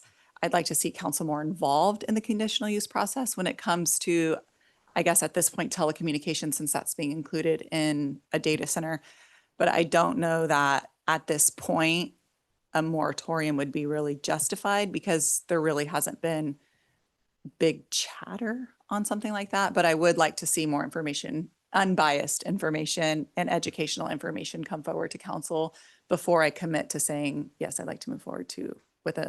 I think most of the council would probably agree with that as well. So, Yeah. just to clarify, moratorium is a temporary pause on building out a data center and the like, so that we can have those conversations and educate ourselves and not find ourselves like, oh, there was a loophole that we didn't catch, while we were having these discussions, to be able to decide what kind of ordinance, et It cetera, just is protects us. possible. Okay, no, Yeah. Make sure nothing I hear happens you. before. So I think as we're working towards the path of educating ourselves, right? And so that way the public is also educated. If that's the purpose of the moratorium, I would support that. Yeah. I would support it with a time frame so that it requires us to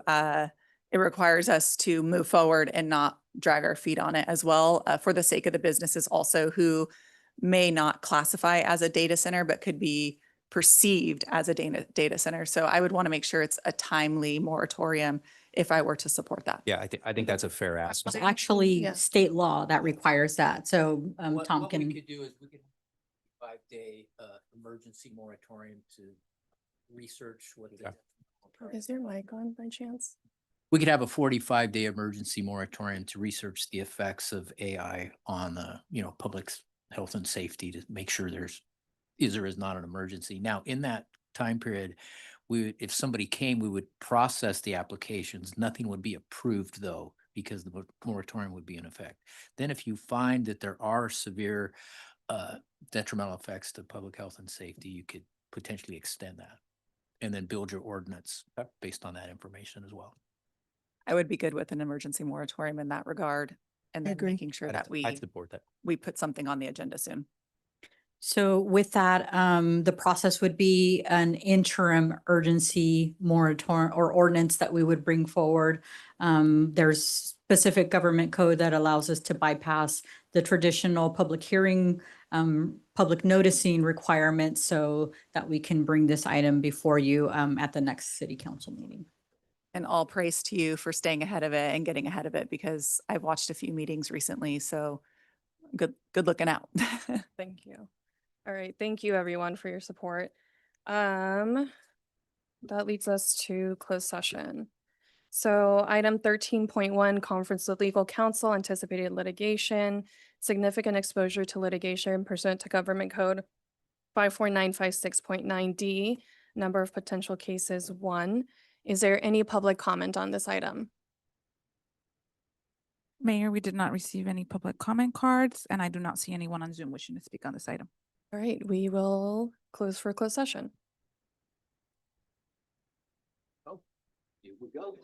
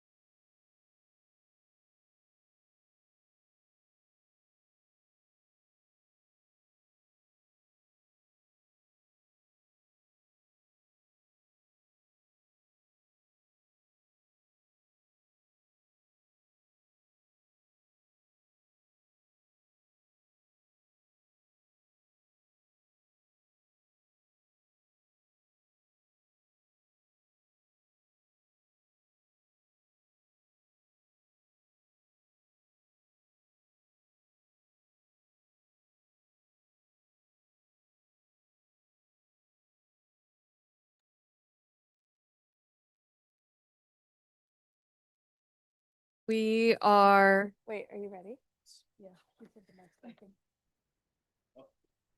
Reconvening from closed session, item 14.1, report from closed session, item 13.1. Direction has been given to staff.